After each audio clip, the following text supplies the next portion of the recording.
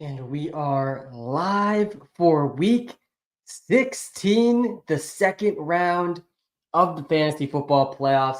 How we doing, everyone? It is Sunday morning. It is the best day of the week. We're deep at this point into the fantasy football playoffs. We've already had 3 games down this week. A lot to get through today. Pumped to get after it, guys. It is week 16, our 16th straight Sunday morning live stream. Shout out to everybody already in here. I see we got a bunch of start sit comments already as well in the YouTube live. As you guys know, we are going to grind through the YouTube live start sit comments. We're going to get to the start sit comments in the TikTok live. We are just getting started. We are about 4 hours away from some great TV, some great football on our TV screens. We're going to go game by game like we've been doing. Going to try to go as fast as I can through each game because I want to get to as many start sits here in the fantasy football semifinals as we can get to. I know there's some leagues out there that is the fantasy football finals. I know there's some leagues out there. This is week 2 of your first round matchup in the fantasy football playoffs. A lot of game theory and strategy to think through there in spots like that. But let's get after it. We're going to start with this Lions and Bears game. No David Montgomery in this game. David Montgomery supposedly could come back in the NFL playoffs. Sounded like he'd be done for the season last week. But with David Montgomery out, there is a very, very clear running back 1 in fantasy football. Let me pull up the running back ranks here as we get going into this Lions-Bears game. The Lions are 7-point favorites in this game in Chicago. Without David Montgomery in the lineup, I don't think you can project enough points for Jahmyr Gibbs. I was arguing with our projections team to bump his projection up to 30 points in this game. I think we had landed around 24.5 point projection in PPR. He's projected over 100 rushing yards, almost 40 receiving yards. They're not going to give Jahmyr Gibbs 100% of this backfield. That definitely would be ill-advised as they gear up for the NFL playoffs. There's going to be Craig Reynolds and what's the other guy's name? Sion Baki is probably going to mix in too, but likely it'll be Craig Reynolds in that David Montgomery role. But Gibbs is going to see his largest workloads of the season here down the stretch. Jahmyr Gibbs has been incredibly efficient this season. We have not seen this type of efficiency on this type of volume. 5.6 yards per carry this season for Jahmyr Gibbs. Only Sean Tucker, Saquon, and Derrick Henry have been more efficient per carry than Jahmyr Gibbs. Obviously, we know what the type of receiving back he is. And the Bears, their defense has been very, very bad, especially if you look over the last couple of months. So in this Lions game, you got to love Jahmyr Gibbs. If you have Jahmyr Gibbs, you are sitting very good here in the fantasy football playoffs. 7-point favorite against a good opponent for running backs. Jared Goff, he ranks as a top 10 QB among the QBs left. At least you could do much worse than Jared Goff in this spot. You got to think that they could skew more pass heavy without David Montgomery as well. He threw 5 touchdowns, 494 yards last week versus the Buffalo Bills. The only QB better than him was Josh Allen. He's definitely startable here in week 16. Amon-Ra St. Brown is a top 10 option. Sam Laporta is also climbing up the tight end tiers. He is the last tight end today. I'm playing over Brenton Strange. For all you Brenton Strange fans out there, I'm starting Brenton Strange over TJ Hawkinson, Jake Ferguson in a few of my semifinals matchups. We'll get to him in a second. And then we got Jameson Williams. He's a top 30 wide receiver. Tim Patrick, he's been starting to pick it up. Back-to-back games with at least 13 points. Still not a guy I really want to start. I actually put him in the must-bench list here today because I think some people might talk themselves into Tim Patrick. Tim Patrick still has a floor close to 0 points in this one, so not looking to start him if I don't need to. The Lions defense definitely in play here, and definitely the Lions kicker as well. On the Bears side of this game, Caleb Williams, he's borderline must-bench this week. We've seen last week only 10 points, less than 10 points versus the Vikings after scoring 27 points versus them just a month ago. We're in a similar spot here versus the Lions. The Lions defense is all types of banged up. There's definitely a ceiling for Caleb Williams in this one, but he does not rank well this week. He does not project well. He is taking a ton of sacks. He's under constant pressure. This offensive line is one of the worst offensive lines in the NFL. There's an argument that it's up there with the Patriots and with the Giants in terms of the worst offensive line in the league. You look at the sacks that Caleb Williams has been taking. He only actually took 2 sacks last week, but he was under constant duress. 12 sacks in the 2 games before that. He got sacked 5 times last time he played the Detroit Lions. That was that Thanksgiving football game where the Bears basically had 10 yards in the first half. And then Caleb Williams popped off in the second half, 3 TDs, 256. In that one, there's a ceiling here for Caleb, but the floor is tough. Not a guy I really want to be starting in the fantasy football playoffs. DJ Moore, Keenan Allen, both these guys are good starts today. There should be pass volume here. Obviously, a good matchup versus the Lions secondary, which is very injured. Dunze's more of a deeper sleeper at this point. DJ Moore, Keenan Allen well ahead of him. DeAndre Swift is pretty risky today. Roschon Johnson's going to be back. Roschon Johnson's missed the last 3 games. And DeAndre Swift, before that Roschon Johnson injury, it was a concussion that Roschon got. He was losing goal line work to Roschon and receiving work to Roschon. He still projects as a top 25 running back this week, but yeah, I'd prefer to bench DeAndre Swift if I could. Guys, if you're tuned in to the TikTok Live, let me know what rankings you want to see next. I cannot see your comment unless you are following. Also, come to the YouTube Live. It's a better viewing experience. We're going game by game right now, and I can pull up comments on screen. I can share my screen on the YouTube Live. Link to that's right in the TikTok Live. If you're watching live on YouTube, guys, smash the like button. Hit that subscribe button. We are just getting started here. That's the Lions and Bears game. I don't think this game is going to end up being very close. I think I would take the 7 points with the Lions here. I think we see something similar to what we saw last week with the Bears, where they played offensively pretty well the first time versus the Vikings and just terrible the second time. I expect something similar here for the Bears against the Lions, even though it's a good matchup on paper against that defense. That's one of the most injured defenses, maybe the most injured defense in the entire league. The Lions have really been crushed by injuries. All right, let's go to this next game, the Eagles and Commanders. I'm surprised, personally. The Eagles are only favored by 4 points in this game. The Commanders have, who just almost lost to the Saints, who started Hayner in that game. Spencer Rattler ends up coming in. They were a 2-point conversion away last week from beating the Washington Commanders. Now the Washington Commanders only get 4 points against the Philadelphia Eagles. A bit surprising to me here, but obviously we're starting the studs on this team. Jalen Hurts, Saquon Barkley. Saquon missed a bit of time last week in that game, but he ended up coming back into the game, comes into this week without an injury designation. A.J. Brown, squeaky wheel narrative last week came to fruition, was a top 8 wide receiver last week, 8 catches, 110 and a touchdown. He's still in top 5 in the NFL in receiving yards per game. Not a guy you can bench. A.J. Brown is not a guy you can bench here in the fantasy football playoffs. Devontae Smith definitely has some juice as well this week. He scored 28 fantasy points. Last week had an even better game than A.J. Brown, 11 catches for 109. He didn't do much against the Commanders last time. I don't think A.J. Brown did much versus the Commanders last time either. No, both of them scored under 12 fantasy points. That ended up being a huge Saquon game. That was that Thursday night game, if you guys recall. He had 146 rushing yards, 52 receiving yards. Maybe I'm thinking of the Rams game. That might have actually been the week before that. But yeah, when he played the Commanders last time, he had 34 fantasy points, scored twice, and had over 200 yards for Saquon last time he played the Commanders. He's obviously a top 10 option this week, though he has dropped off a tiny bit over the last couple of weeks. Obviously a must start here. The Eagles defense, not an amazing option here versus the Commanders. I would take the Eagles, though, again, with the 4 points. I was a little surprised they were only favored by 4 here. The only QB you're starting over Jalen Hurts is Josh Allen. There's not too much else to talk about with the Eagles. Very straightforward for fantasy. Start Jalen Hurts, start Saquon, start A.J. Brown. And Devonta Smith is a solid wide receiver 2/flex option as well. All right, let's go to the Commander side of the ball, because Terry McLaurin has got to be one of the most difficult start-sit decisions of the season this week. Let's hop over to, I got the wide receiver ranks up here. Scary Terry's been balling. Basically the entire season, you have wanted to start Terry McLaurin, including last week. He had 26.3. He should have had an even bigger day last week. There were 3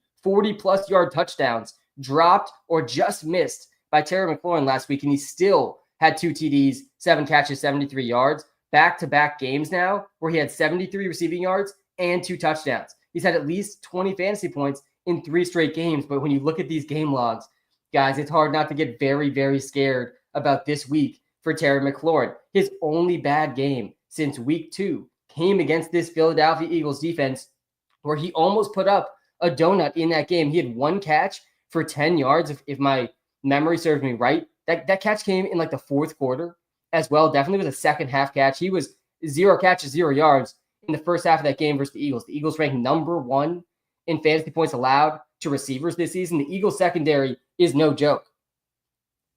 So a scary matchup here for Scary Terry. They're underdogs, though. You think they're going to have to throw in this spot. I definitely think he'll do better than the 2 points from last time, but I'm definitely nervous for Scary Terry this week, and I think you can bench him in certain spots. He still projects a little bit better than Devontae Smith, who we were just looking at. I think I would go Terry McLaurin over Devontae Smith. Some guys I would play over Terry McLaurin, though: Keenan Allen, Drake London, Jacoby Myers, Brian Thomas Jr., DJ Moore, T. Higgins. I would play Cooper Kupp over Terry McLaurin. I think Cooper Kupp is a borderline must start this week, despite the donut in his last game. I'd play Tyreek Hill, Devontae Adams, Malik Neighbors. I'd play JSN over Terry McLaurin. These are a lot of the guys that I expect people to be struggling with the Terry McLaurin starts. I would start Scary Terry over Adam Thielen, Jerry Jeudy, Garrett Wilson, DK Metcalf, Jawan Jennings. Those are definitely some tough start sits there as well. Brian Robinson Jr., I'm also very nervous for him in this spot. The last time they played the Eagles, he did score a touchdown, had 63 rushing yards.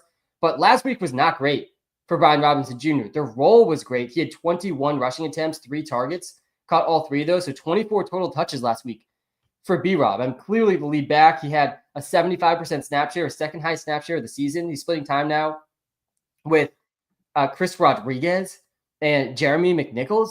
You know, he's clearly the best running back on the team, but he played the Saints last week in an amazing spot, and he went for 3.1 yards per carry. I mean, absolutely brutal. And I'm definitely salty because we had both his props last week as the free player props, the touchdown prop. He got stuffed at the 1 yard line. The rushing prop, he had 3.1 yards per carry versus the Saints, one of the least efficient running games versus the Saints all season.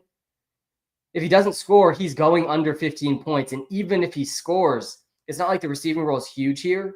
And the matchup is so tough versus the Eagles, second best running back defense this season. So I'm nervous for B-Rob and for Terry McLaurin. Both are startable in certain spots, though. Zach Ertz, surprisingly, is going to go today. Concussion/shoulder, trending towards playing. I thought no chance he would play early on in the week. He got hurt last week. He's been pretty consistent. I would play Brenton Strange over him, though. He still ranks as a top 10 tight end, though. Jaden Daniels, he's startable, even in the tough spot. He didn't do great versus the Eagles last time, only 14 points. But he's been running much more. He's got at least 30 rushing yards in 3 straight games. Had 66 rushing yards last week, 11 carries. These are Anthony Richardson type rushing numbers. He had a 31% rush share last week. That was the most we've seen since week 6. Really the most we've seen since that rib injury from several months ago for Jaden Daniels, which, by the way, that rib injury seems to have faded into the background in the Jaden Daniels narrative for this Washington Commanders team, but definitely played a role in how much he was rushing over the course of this season.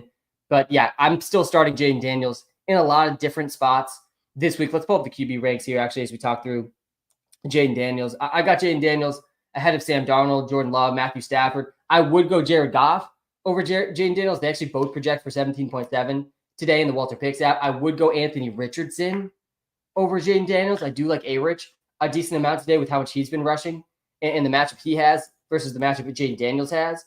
I would go Jaden Daniels over Tua, over Caleb Williams pretty easily. I'm playing Baker, though, over Jaden Daniels. I'm playing Kyler over Jaden Daniels. I'm playing Anthony Richardson over Jaden Daniels as well. All right, that's the Commanders-Eagles game. I think the Eagles take care of business in this one. And again, I'm surprised they're only favored by 4 in this spot. All right, on to the next game. Again, we're going to go fast through these games today because I want to get to the starts. I see them coming. I see you guys in the comments. A shout out to everyone in this live stream already in the comments, grinding through the start sit. Comments were coming up in just a little bit once we get through my thoughts on every single player in every single game and what I think is going to happen in each game. We got the free player props, of course. We got the DraftKings lineup as well, and then we're going to grind through some start sits on top of that. All right, let's get to the Browns and Bengals game. The Browns are 9.5-point underdogs in this game. Not a lot of respect being given to Dorian Thompson-Robinson right now. Definitely is a worse quarterback than Jameis Winston. Definitely puts the Browns offense in a worse spot than Jameis Winston. It makes Jerry Jeudy an extremely difficult decision this week in fantasy. Jerry Jeudy is a top 5 wide receiver over the last month, 2 months of the season. He might be top 3. He might be number 1, guys, in a lot of different stats. He's got over 100 yards, 3 of his last 5 games. He doesn't have fewer than 14.5 points in 5 straight games. He had, obviously, that 235-yard game in the greatest revenge game of all time versus the Broncos. But now he gets a good matchup versus the Bengals. This is the best matchup, arguably, he's had since this streak started, really, back in week 11, since the bye. And you could even go back as far as week 8, really, for Jerry Jeudy, for when this streak started. He doesn't have less than 5 catches in a game since week 8. That's 7 games in a row for Jeudy. So there's a floor here if you just look back at the last 7 games, and we know what the ceiling is, but it all feels a little bit suppressed with Dorian Thompson-Robinson. Went back, watched all the targets from DTR to Jerry Jeudy last week. It did not look good. DTR is not going to be able to hit deep balls like Jameis Winston was able to. Really does lower the ceiling, I think, a lot here for Jeudy. So there's some spots this week that I do think it makes sense to bench Jeudy. I would play Terry McLaurin over Jerry Jeudy. And there's no way I would feel that way if Jameis Winston was starting. By the way, Jameis Winston, he's the emergency third QB today. So we're not going to see Winston. If DTR struggles or gets hurt, it is Bailey Zappi coming in. And that's even worse for Jerry Jeudy. I mean, rough. It's rough situation quarterback-wise for Jeudy here. And then Jerome Ford. Nick Chubb's out for the season. He broke his foot, I believe. And so it's going to be Jerome Ford at the lead back. I think Jerome Ford's a bit of a trap this week for fantasy. Definitely the targets could be there. There could be a lot of dump-offs coming his way from DTR. I could see that coming true. But I think people often overreact or over-expect volume-wise in this backfield. The Browns never give one running back this massive workload. We're going to see around a 50 to 60% snap share today for Jerome Ford. It's not like it's suddenly going to be 80%. They're going to mix in Pierre Strong. They're going to mix in Deontay Foreman again, most likely. It's going to be a 3-way committee here in this backfield, led by an offense led by Dorian Thompson-Robinson, who himself will run a decent amount. And again, the matchup's good here for this offense. So some of these guys could end up hitting. But with DTR starting, Bailey Zappi the backup, it's tough to get too excited about this offense. Then you got David Njoku, and he is questionable today. I don't think there's been an official report yet on Njoku. I don't think I've seen an official report this morning on David Njoku. We haven't projected in right now. He returned to practice on Friday, listed questionable. He's expected to play. He's expected to try to play, is the report I'm seeing. I think David Njoku will play, just not, you can't start him. In most spots, you really can't start him. He's coming off the hamstring injury. The matchup here is so good, but again, the quarterback situation is bleak. And it's really tough to know. We haven't seen DTR enough to know which of these guys are going to be his main targets. Is it going to be Jeudy? Is it going to be Jerome Ford? Is it going to be Elijah Moore? Is it going to be Njoku? It's probably going to be just one or two of these guys, and good luck guessing who it's going to be. So I think all of these guys are okay to bench in different spots. In other spots, Jeudy and Ford are definitely startable. Njoku is startable, but I'm not playing him over Brenton Strange. So in a lot of leagues, I don't think you should be starting him. You should have added Brenton Strange. All right, on the Bengals side of this game, again, the Bengals are 9.5-point favorites. And suddenly, guys, the Bengals have like a real path to the playoffs, a very real path to the playoffs. They just need the Broncos to lose out. And I think the Broncos play them and then the Chiefs. So the Broncos are probably losing out. And then they need the Dolphins or the Colts, I think, to lose one more game. And if the Bengals win out, they're in the playoffs. And if they make the playoffs, man, watch out for the Bengals. Not a team you're going to want to play in the NFL playoffs. I think right now it's looking like the Bills might end up facing the Bengals in the first round of the playoffs. That would not be good for the Bills. But anyways, Jamar Chase, he's wide receiver 1. We don't need to talk too much about him. Obviously, the start sits there are straightforward, but he is the wide receiver 1 this fantasy season. One of the MVP candidates for fantasy football this season for sure is Jamar Chase. Joe Burrow. The only guys I'm benching Joe Burrow for are Josh Allen, Jalen Hurts. That's the end of the list. Chase Brown, he's locked into tier 1 among the running backs. The only running backs I'm playing over Chase Brown, Bijan, Connor, Josh Jacobs, Gibbs, and Chase Brown projects even better than Saquon this week. Chase Brown is in the Kyren Williams role in a better offense than Kyren Williams. I mean, he's not coming off the field. 92.8% of the snaps last week, had 25 carries and 3 targets. I mean, this role is absolutely insane for Chase Brown right now. And the Bengals, again, they're 9.5-point favorites in this spot at home. You got to feel very good about Chase Brown. And he can't get phased out of the game. He's going to get receiving work. If they fall behind, he's going to get rushing work if they get ahead. T. Higgins is also a must start this week, projects as a top 15 wide receiver. Both T. Higgins and Jamar Chase cooked the Browns last time.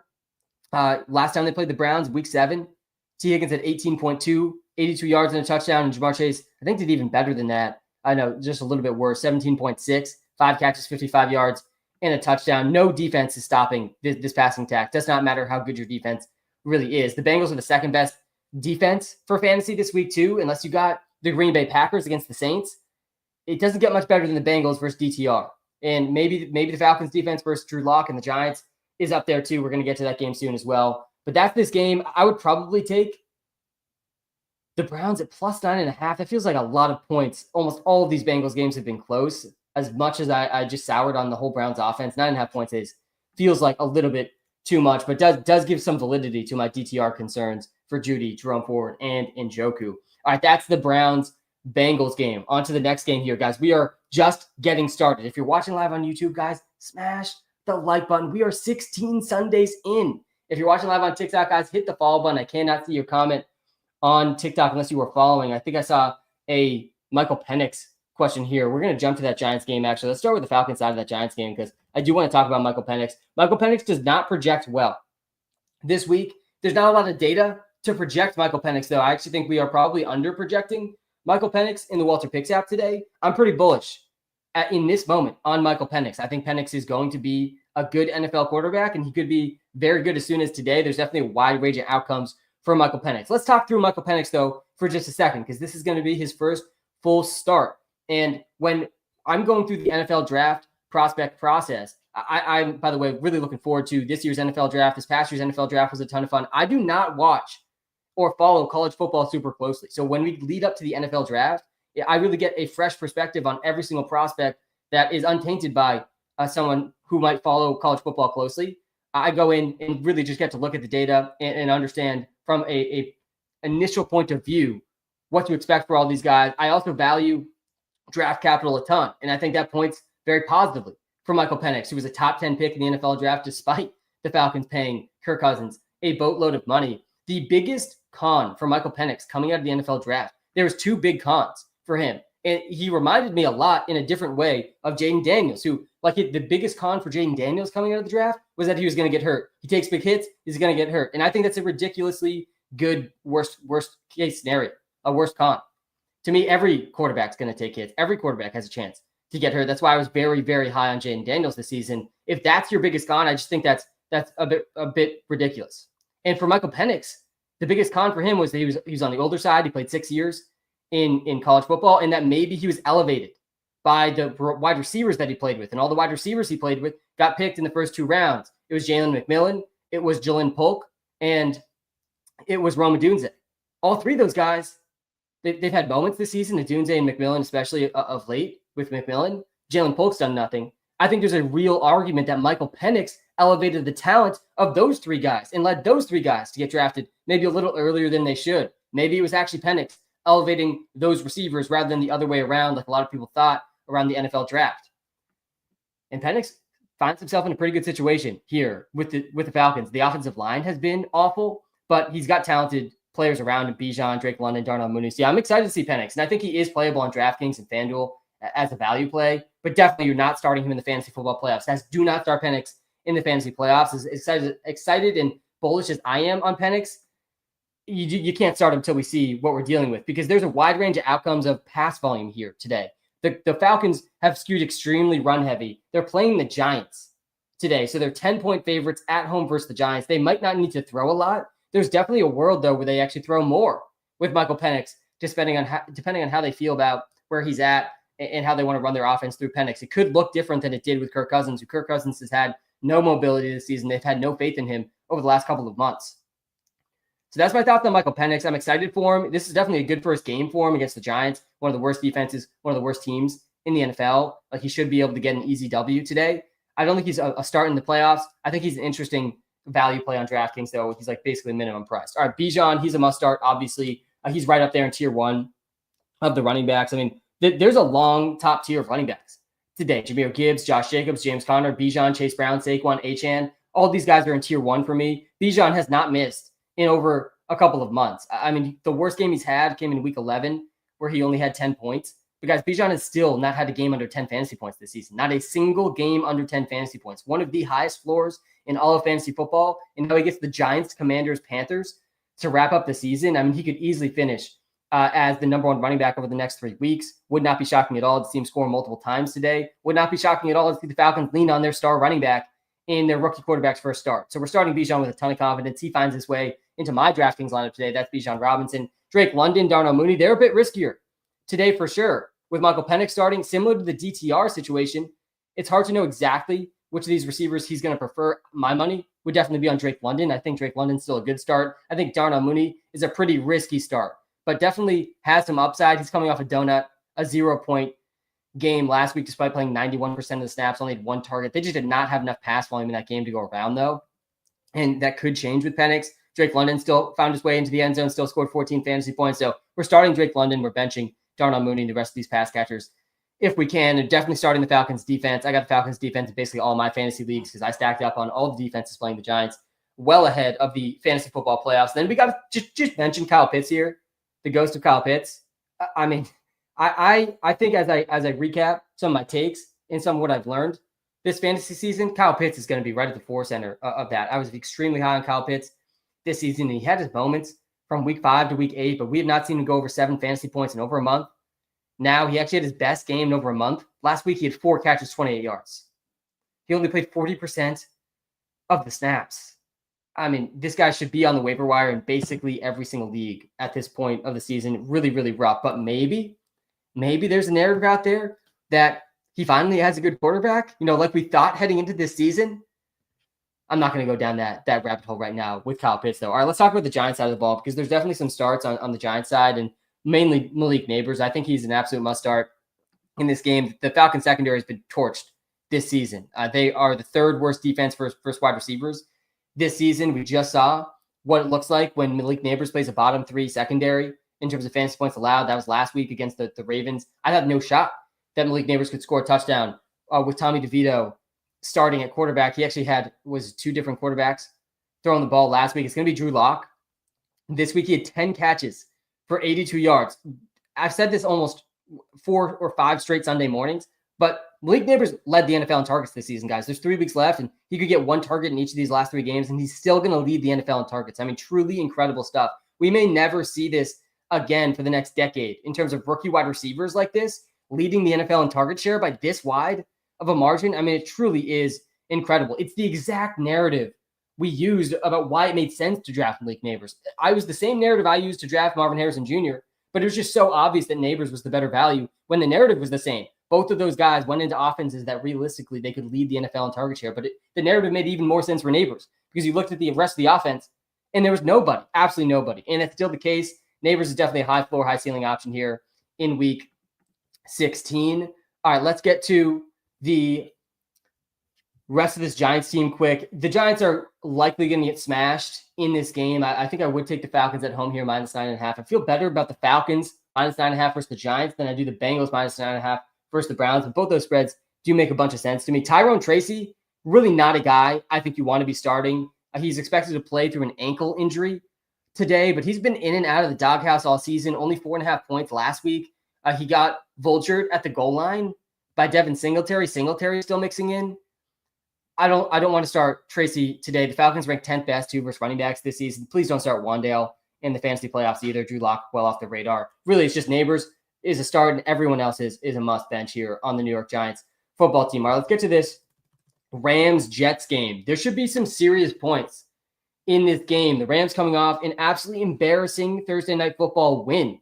An embarrassing game for fantasy purposes. Really, it was just Puka Nacua and Kyron Williams that ended up squeaking out decent fantasy games. Puka actually had a decent game, 17.8 points, 97 yards on 7 catches somehow, despite the whole offense doing absolutely nothing in the first half. Kyron Williams, he had 108 rushing yards, played 86% of snaps, had 29 carries. We've seen back-to-back games with 29 carries for Kyron Williams. And this is what I don't want to undersell when I say someone's in the Kyron Williams role. I mean, that means a lot here. This is like an unreal role in today's NFL. He leads the NFL in rush share. He's second in rush attempts. Again, he has back-to-back games with 29 carries. I mean, truly crazy stuff for the Kyron Williams role here. And the Jets defense, they look more scary than they are when you look at fantasy points allowed over the course of the season, because the first month of the season, they were a good defense, and ever since they've been an absolutely terrible defense.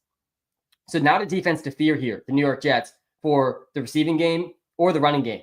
Puka Nacua ranks as wide receiver 2 this week, only behind Jamar Chase. I mean, Puka Nacua has not had a bad game. He is unreal for fantasy right now. Cooper Kupp, I think, is a must start this week, if I go back to the must starts, must benches this week on the TikTok live, if you're watching live on TikTok, guys, by the way, hit the follow button. I can't see your comment unless you're following. We're going to get to the comments, I promise. If you're watching live on YouTube, guys, smash the like button. I do appreciate it. Helps me out a ton.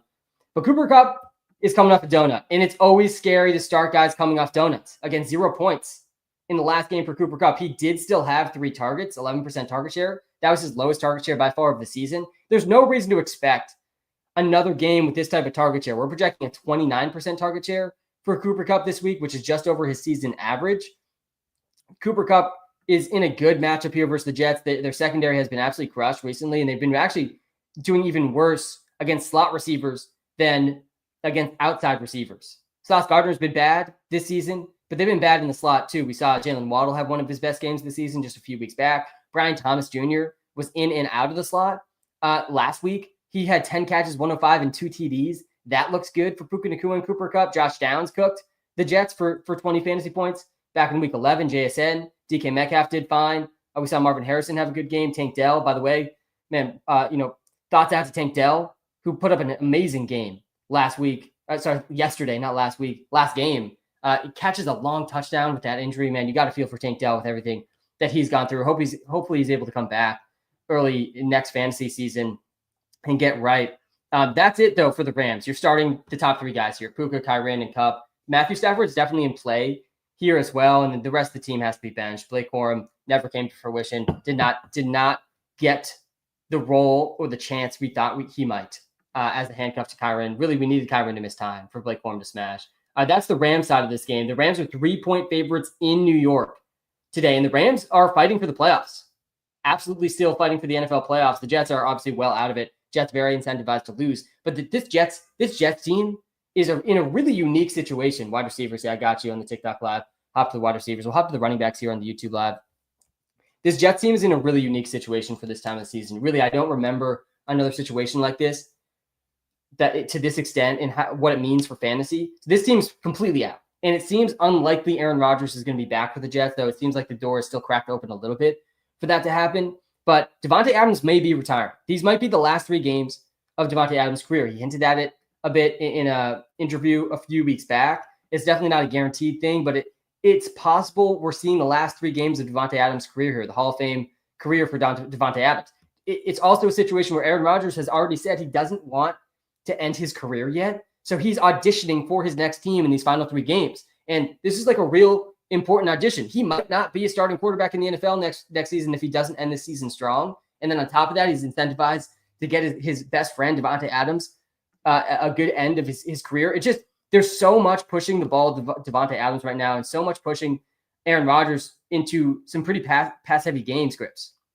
Obviously, the defense sucks too. But there's just a lot of motivation for this Jets offense, despite them having nothing to really play for in NFL playoff terms. That makes Devontae Adams a must-start.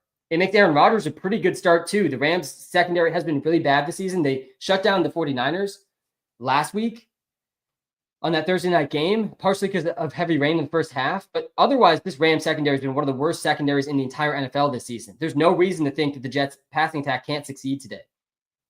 Garrett Wilson, he's a pretty good start, just a slightly worse start than he usually is because of the exact situation I was explaining with Devontae Adams. He's just like firmly behind Adams in the target shares. He only had 6 targets.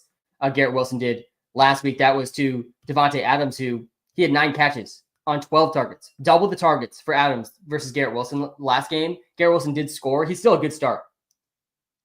Can't say firmly. Yeah, he's firmly behind Devontae Adams target share wise. But both are good starts. I'd say Adams is a must start. Garrett Wilson's a good start. Breece Hall, saw a bunch of Breece Hall starts comments already in both live streams, TikTok and YouTube. We're going to get to Breece Hall comments for sure. I think he's a pretty good start today. I think you kind of have to start him in a lot of different spots. Like I'm starting him over Patrick Taylor pretty easily. If I go over to the running back ranks here on the TikTok live, I think Bucky Irving versus Breece Hall is pretty close. I'd go Bucky there. I think Brian Robinson versus Breece Hall. I actually think I would go Breece Hall over Brian Robinson. I'm actually going to adjust that here on the YouTube live. I think I would probably go Breece Hall over Brian Robinson with the matchup that Brian Robinson has, despite the role that Brian Robinson is in. And Braylon Allen's going to play today. It seemed like early on in the week, Braylon Allen might not play. So Isaiah Davis and Braylon Allen, they're still going to mix in this week, which is not great for Brees. That's what we saw last week. Brees Hall was at a 48% snap share. Last week, only had 30 rushing yards and 2 catches, did get in the end zone. He only had 9 carries, 39% of the rush share. I think we see those numbers go up at least a little bit this week. The ceiling is not quite the same for Brees in a 3-way backfield at this point, but he's still startable in this matchup versus the Rams. We did see Garendo do okay versus this Rams defense last time they played. All right, that's the Jets team. So Rodgers is a decent back-end QB1. Devontae Adams is a must-start. Garrett Wilson's a good start. And I'd say Brees Hall is a decent start as well. I think that the Rams take care of business in this one, though, as 3-point favorites with a lot to play for. All right, that's the Rams-Jets game. Only a few more games to get through here. Let's go to the Cardinals and Panthers game. Very excited for this one. James Conner is a top 3 running back this week. James Conner is going to smash in this matchup. We just saw Rico Dowdle smash last week. He didn't actually get in the end zone. We were on the Rico Dowdle props last week, though, in the Walter Picks app. By the way, guys, if you have not tried out the Walter Picks app yet, I do not know what you are waiting for. You are actively not trying to win your props and not trying to win your fantasy league if you don't have the Walter Picks app. It's a free app.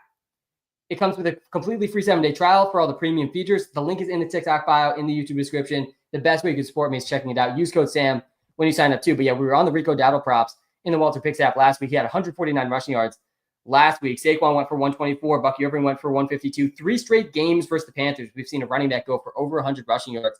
And there's no reason to think that changes here with James Conner, who just had 110 versus the Pats. He was the running back 1 last week versus the Patriots, had 2 touchdowns, also caught 5 balls for 28 yards. The rest of this team is injured.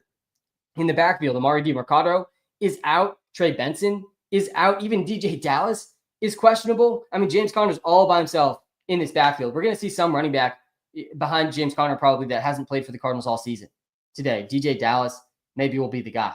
He's apparently questionable. But Trey Benson and Amari DiMercado are out. So James Conner is going to see an even bigger role than usual against the number 1 running back matchup this season. Panthers ranked dead last for running backs and fantasy points allowed.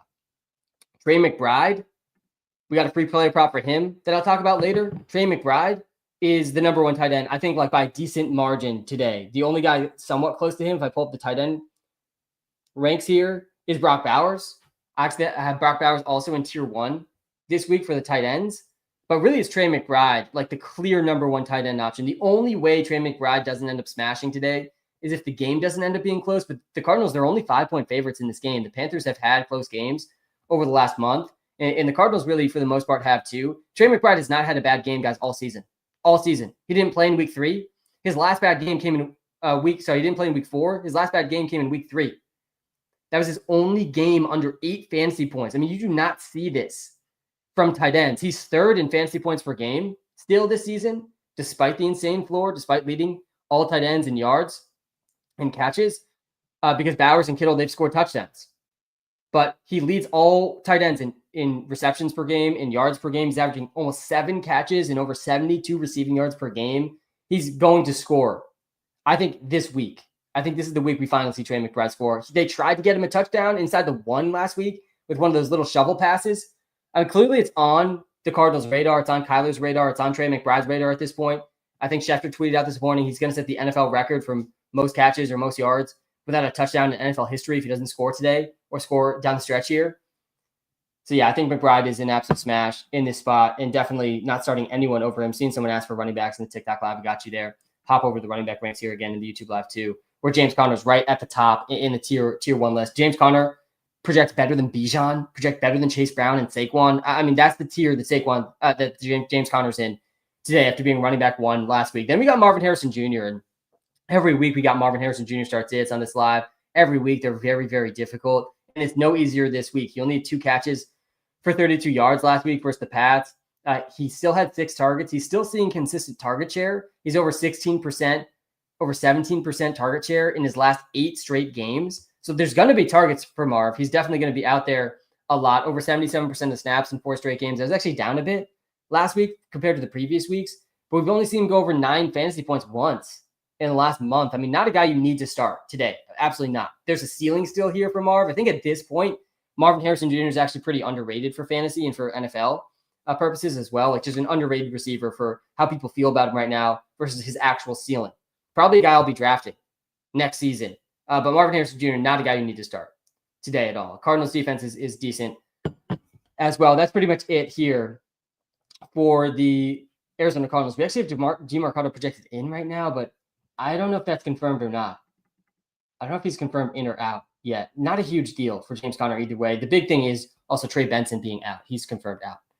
All right, so that's the Cardinals side of this game. Let's go to the Panthers side of this game. Again, the Cardinals are 5-point favorites. Kyler, I didn't touch on Kyler really quickly. Let me just look at his rank here. Yeah, he's QB5. Not many QBs I'm starting over Kyler Murray really this week. I think there's an argument for Anthony Richardson and Goff to be considered over Kyler, but I'd go Kyler over both those guys. I'm playing Baker over Kyler, though. That's like the only non-super obvious QB maybe that I'd start over Kyler. Josh Allen, Jalen Hurts, Joe Burrow, Baker Mayfield. That's it. That's who I'm starting over Kyler Murray versus the Panthers today. Then we got the Carolina Panthers side of the game. And Chuba Hubbard is an absolute must start today. You cannot bench Chuba Hubbard in almost any situation unless you're just stacked with tier 1 running backs on your team. I think I got Chuba Hubbard firmly at the top of tier 2 running backs this week. He really disappointed last week in a good matchup versus the Cowboys. He only had 9 fantasy points, only 32 rushing yards, but he only had 10 carries. He still played 95% of the snaps. Dare I say, the Kyren Williams role here. And this actually is a true Kyren Williams role, just on a much worse offense. Chase Brown is in the Kyren Williams role on a better offense than Kyren Williams. Chuba Hubbard's in the Kyren Williams role on a much worse offense than Kyren Williams, but he's playing over 94% of the snaps in back-to-back games. I mean, they did mix in some other guys.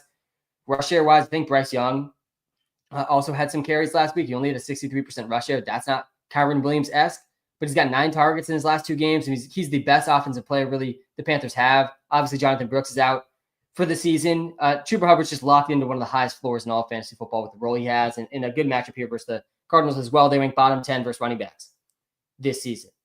Adam Thielen is a pretty good start today. I actually really want to start Adam Thielen.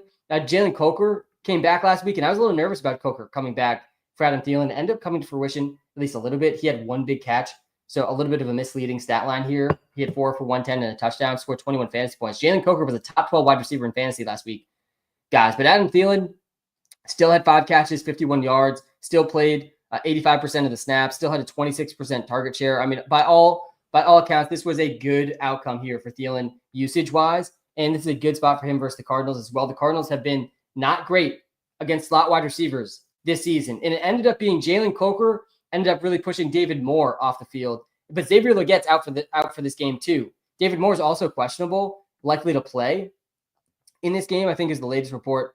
Oh yeah, expected to play here in week 16. But Jalen Coker and David Moore, they're battling for the wide receiver 2 slot here, and Thielen's still the clear wide receiver 1 on this team. So Thielen is startable. Not a must start, but a good start, I would say, for Adam Thielen in this spot. Probably an underrated start.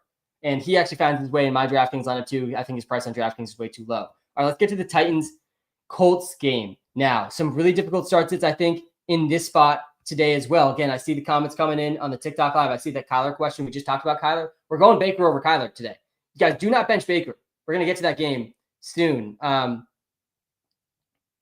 Thank you, Dan. Yeah, we're going to get to literally hundreds and hundreds and hundreds of start sit comments on this live stream. I'm trying to allude to some of them ahead of time as I go through game by game, talk to every single player in every single game. We're over halfway through, though, going through the games. This one actually should be pretty quick. We got the Titans versus the Colts here. The Titans are only 3.5-point underdogs. They're starting Mason Rudolph, which maybe is better for them than Will Levis. Like, this isn't one of those Jameis Winston's DTR situations where you can't be excited at all for the offense now. Mason Rudolph did fine before when he had to start games, but it's not a amazing situation for fantasy for all of these start sits. These are some difficult start sits here for the pass catchers and the running backs. Tony Pollard would have made it much easier for us. Wide receiver ranks. Yeah, I got you. The wide receiver ranks. He would have made it much easier for us for fantasy purposes if he were to sit this one out. Not going to happen. He didn't really practice this week with an ankle injury, but it was the same ankle injury he played through last week. So, and he didn't come out of the game last week for this ankle injury. So Pollard's going to play, and he's going to play a lot. He played 44% of snaps last week. He's going to play right around half the snaps. This is going to be right around a 50-50 split between Pollard and Spears. And Spears, there's got to be some urge to want to start Tajay Spears this week. Tajay Spears was the running back 3 in fantasy PPR leagues last week. 27.2 points for Spears. He only had 5 rushing yards, and he scored 27 points. He looks like a young Alvin Kamara in the passing game. He had 6 catches, 87 yards, and a touchdown. He also scored at the goal line with his 5 rushing yards, also scored a rushing touchdown. So he had 2 TDs, 6 catches, 87 yards, played over half the snaps, and he had 64% route participation, 19% target share. Spears was the lead receiving back in this last week, and I think that's going to be the case again here. And the Titans are underdogs. If they end up playing from behind, not that crazy to think that Spears will outscore Tony Pollard in this one. I don't really feel great starting Pollard this week. Pollard versus Brees was a question I saw in the live stream before I got started, and I think I would probably go Brees over Pollard. Hop over to the running back tiers as I talk through the running backs here, but Spears projects worse than Pollard. I will not be shocked if he outplays Pollard. I would argue he has a higher ceiling than Pollard just based on last week in the receiving role we had with the Titans underdogs in this game. But Spears is not like this must start because Pollard's going to be a threat to steal over half the work. Calvin Ridley has really fallen off over the last few games. Maybe Mason Rudolph helps him out, but he's been under 13 points in 3 straight games. He only had 3 catches for 41 yards last week, only a 14% target share. This is a good matchup for the Titans offense. The Colts have been bad versus running backs. They haven't been great versus receivers or quarterbacks either, but Calvin Ridley's definitely not a must start this week. He's really a desperation flex is how I would describe him. On the Colts side of this game, they're playing at home in this game. They still have a lot to play for to try to get into the NFL playoffs. Anthony Richardson ranks as QB6 this week. I think he's a really underrated fantasy QB here heading into week 16. He's going to be my DraftKings lineup QB today in this spot versus the Titans. The Titans defense is not the scariest defense this season. Again, the Colts are 3.5-point favorites here against the Titans. We just saw Joe Burrow. He threw 3 touchdowns. He actually had a somewhat underperforming day, but Jaden Daniels had almost 30 points versus them a couple weeks back. He scored a rushing touchdown. We've seen a lot of rushing touchdowns versus the Titans this season. I think Anthony Richardson could easily run 2 touchdowns in today, definitely in the cards. Jonathan Taylor literally probably knocked the Colts out of the playoffs by dropping the ball at the goal line last week. He knocked like 8% of fantasy teams out of their playoffs as well. I think I saw Yahoo tweet. Absolutely ridiculous drop at the goal line by Jonathan Taylor. He's still a must start though as running back 13. He's still getting a very good volume. 107 rushing yards last week. Played 69% of the snaps. 22 carries, had a couple targets as well. He's getting 20 plus carries almost every single week. These wide receivers are definitely pretty sketchy with most of the offense running through the legs of Anthony Richardson and JT. And with Josh Downs back, it's really unclear heading into week 16 who's going to lead this team in receiving. Is it going to be Pittman? Is it going to be Downs? There's no Alec Pierce this week, which is going to put Adonai Mitchell on the field, which I actually think is the best 3 wide receiver set that the Colts have is when AD Mitchell, Pittman, and Downs are out there. Actually, a really underrated 3 wide receiver set, I think, across the NFL. But Anthony Richardson is going to have to complete over half his passes for them to win games. And we just have not seen that on a consistent basis. Last week, 45% completion percentage. On the season, he's at 47%. That ranks 44th in the NFL. I mean, really, really rough. All right, that's the Colts side. You're starting A-Rich in a lot of spots. The only QBs I'm starting over Anthony Richardson are the obvious 3, Josh Allen, Jalen Hurts, Joe Burrow. Then the slightly less obvious, Baker Mayfield and Kyler. Then it's A-Rich. I think A-Rich versus Goff. I lean A-Rich. I wouldn't knock you for going Goff. I think A-Rich versus Jaden Daniels. I lean A-Rich there too. A-Rich for Sam Darnold, Jordan Love. I would go Anthony Richardson there as well. Don't underrate the value of rushing touchdowns in fantasy, especially if you get 6 points for rushing touchdowns, only 4 points for passing in your leagues. All right, on to this next game. I think, by the way, the Colts take that one versus the Titans. On to the Minnesota Vikings, Seattle Seahawks game. We're into the late window now. Only like 4 or 5 games left to talk through. Then we're going to grind through some start sits. We'll talk through the 3 player props. We'll get to the DraftKings lineup as well. Vikings are 3-point underdogs in Seattle. And this is actually maybe the right time for Weatherman Sam to just hop in real quick. Grab on the Weatherman Sam hat here. There's, of course, it's week 16. And when we get to this point of the season, we need Weatherman Sam basically every single week. And this week is no different. There's going to be a lot of weather discussed today, and almost all of it doesn't matter at all. But the Vikings and Seahawks game is the game I probably have the most concern for today. There's going to be scattered showers in this Vikings-Seahawks game. And this isn't scattered rain. This is scattered rain showers. Like when it is raining in this game, it is going to be downpouring rain in this Vikings-Seahawks game. It's probably not going to be downpouring rain the entire Vikings-Seahawks game, but there's going to be moments of this Vikings-Seahawks game with a complete downpour rain. So be aware of that. I don't think I'm overly concerned about it. Again, I've done a lot of research for those of you guys who've tuned into these lives all season. I've done a lot of research on NFL weather. I am not the type of person who's going to overreact to weather. If you want overreactions to weather, you're in the wrong place. Wind is the most concerning thing when it comes to NFL offenses being impacted by weather. There's not going to be wind in this game, this Vikings Seahawks game. These guys can pass and play through rain. It does give me some slight concern if the rain's going to be that hard that it could skew a little bit more run heavy. There could be a few extra drops in this game. The Lions and Bears game is also, there's some slight to no concern in this one. Wind gusts up to 25 miles an hour. That 25 mile an hour threshold is the concerning threshold. So not very concerned in this one. I'm not going to overreact to wind up to 25. And that's wind gusts too, up to 25, not sustained winds. The sustained winds are in the 10 to 15 range. Not that bad. And then the Pats and Bills game. There's some slight concern here. I'm not overly concerned just because this game's so lopsided to begin with. Like, I don't think it changes any of the start sits here for the Pats and Bills. But this Pats-Bills game is going to be cold, very cold. It's going to feel like in the fourth quarter of this game, it's going to feel like -2 degrees in Buffalo today between the Bills and the Pats. Again, we're going to get to that game here in a second. We already talked about that Bears and Lions game. Again, the wind's under that 25 mile an hour threshold, so I'm not that concerned about that. There's going to be heavy scattered rain in the Vikings-Seahawks game.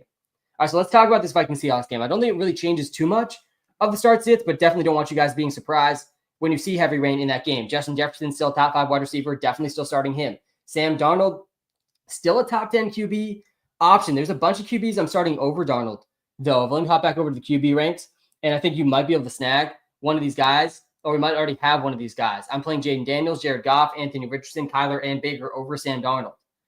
I still think I'd play Darnold over Jordan Love and Matthew Stafford and Aaron Rodgers, but those guys are pretty close too. I'll project pretty close. Tight end rankings. Yeah, I got you with the tight end rankings.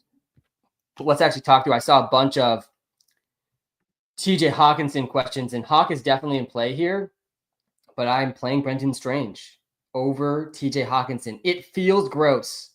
It feels a little wrong here in the fantasy football playoffs to just pick up Brenton Strange off the waiver wire, who was completely nothing every single game until last week, and start him over Hawkinson. But I do think it actually makes a ton of sense, and I'm actually doing that exact thing in one of my fantasy football playoff matchups. I'm starting Brenton Strange, guys, in 3 of my fantasy football playoff matchups. Like, I am in on Brenton Strange this week. I think he's a pretty safe and strong play.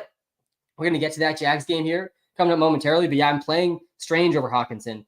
I'm playing Ferguson over Hawkinson. Then it's Hawkinson, though. He's still he's still in tier 3 for me, you know, well ahead of Zach Ertz and Hunter Henry and David Njoku. I play Hawkinson over Njoku. I play Hawkinson over Kraft and Kincaid.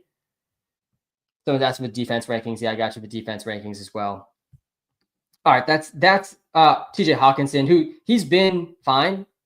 10 points last week, 8.5 points the week before that. He's averaging 9.6 this season. We haven't seen a touchdown yet from TJ Hawkinson. That's got to come sooner rather than later. The target share has been pretty consistent for Hawk. I mean, he's not a bad option. I do just like Brenton Strange more than him. Aaron Jones, he's a must-start, top 10 running back option this week versus the Seahawks. Aaron Jones is in a very strong role in a good offense. Back-to-back games with a touchdown. In better matchup last week than he has this week, going from the Bears to the Seahawks. Seahawks defense has picked it up a bit over the last month of the season, but Aaron Jones is a really good PPR option. He can't really get phased out of the game. He's playing over 60% of the snaps in back-to-back games. They are mixing in Cam Akers a little bit, but Aaron Jones is a top 10 running back option this week. Not many running backs I'm starting over Aaron Jones. Jordan Addison, I know we're going to get Jordan Addison questions today, and they're totally understandable. He's been balling, really, over the last month and a half. He had 7 catches for 63 yards last week versus the Bears. Now he gets the Seahawks. He's startable here in week 16. Not a must start.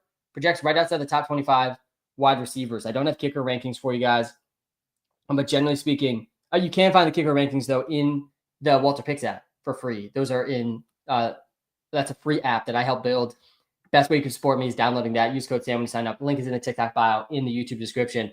But I don't have kicker rankings for you on this live stream because we're locked into the difficult start sits for these lives. All right, so we're talking through the Vikings Seahawks. Let's go to the Seahawks side of the ball now. So Justin Jefferson, he's a must start. Darnold's an okay start. Addison's an okay start. Hawkinson's an okay start. Aaron Jones is a must start. On the Seahawks side of the ball, JSN really needs to be started. And the rain is like a little bit scary for JSN, but the Seahawks offensive line is really struggling. And it's struggling to the point that the ball is getting forced more and more to JSN, partially because Geno does not have enough time to drop back there, let DK get deep, and throw the ball deep to DK Metcalf or Tyler Lockett. JSN has ascended into the number 1 wide receiver in this offense, and he's like firmly ahead of DK Metcalf in projections this week, had 10 catches for 83 yards. Last week, 18.3 points. JSN can hit 20 points without a touchdown.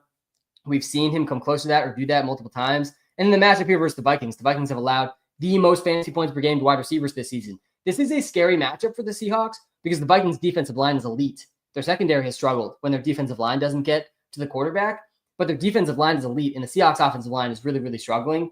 That's why the Vikings are favored by 3. In Seattle, that's why I like the Vikings to win this game in Seattle, but JSN's definitely a good start. And then the running backs are really tough for fantasy this week too. Kenneth Walker projects still pretty well. He missed the last 2 games, got hurt in week 13. He missed both of the last 2 games. Now he comes back versus the Vikings, who, again, their defensive line has been strong. Their third best running back third best defense versus running backs this season. And still, you kind of have to play Kenneth if you have him. He was playing really well before he got hurt, had 3 straight games over 13 points. We've obviously seen the ceiling from Kenneth. Haven't seen the ceiling in quite some time. He's a tough start sit here. He was getting over 14 carries a game. He was getting some receiving work too. You got to think Zach Charbonnet also mixes in though, which is why it's a really scary situation for Kenneth here in the fantasy playoffs. I think it depends. Of course, there's 2 sides to every start sit. Charbonnet was balling in the 2 games without. Kenneth Walker scored 3 touchdowns. He scored 4 touchdowns last 3 games. Zach Sharp obviously had that massive game in week 14. But yeah, in a lot of spots, I think you've got to start Kenneth. Like Kenneth versus Bucky Irving. It's a super tough call, man. A really, really tough call. I think I'd probably go. I think I honestly might go Bucky there over Kenneth. I might play Bucky Irving over Kenneth and JT over Kenneth. I might move Kenneth down 2 spots here, down to number 14, looking at these ranks again. But yeah, I'd play Kenneth over Brian Robinson. I'd play Kenneth over Brees Hall, over Rico Dowdle, over Mondre, over Madison, over Pollard, over Kendre Miller. We're going to get to. I know a lot of Kendre Miller questions out there as well.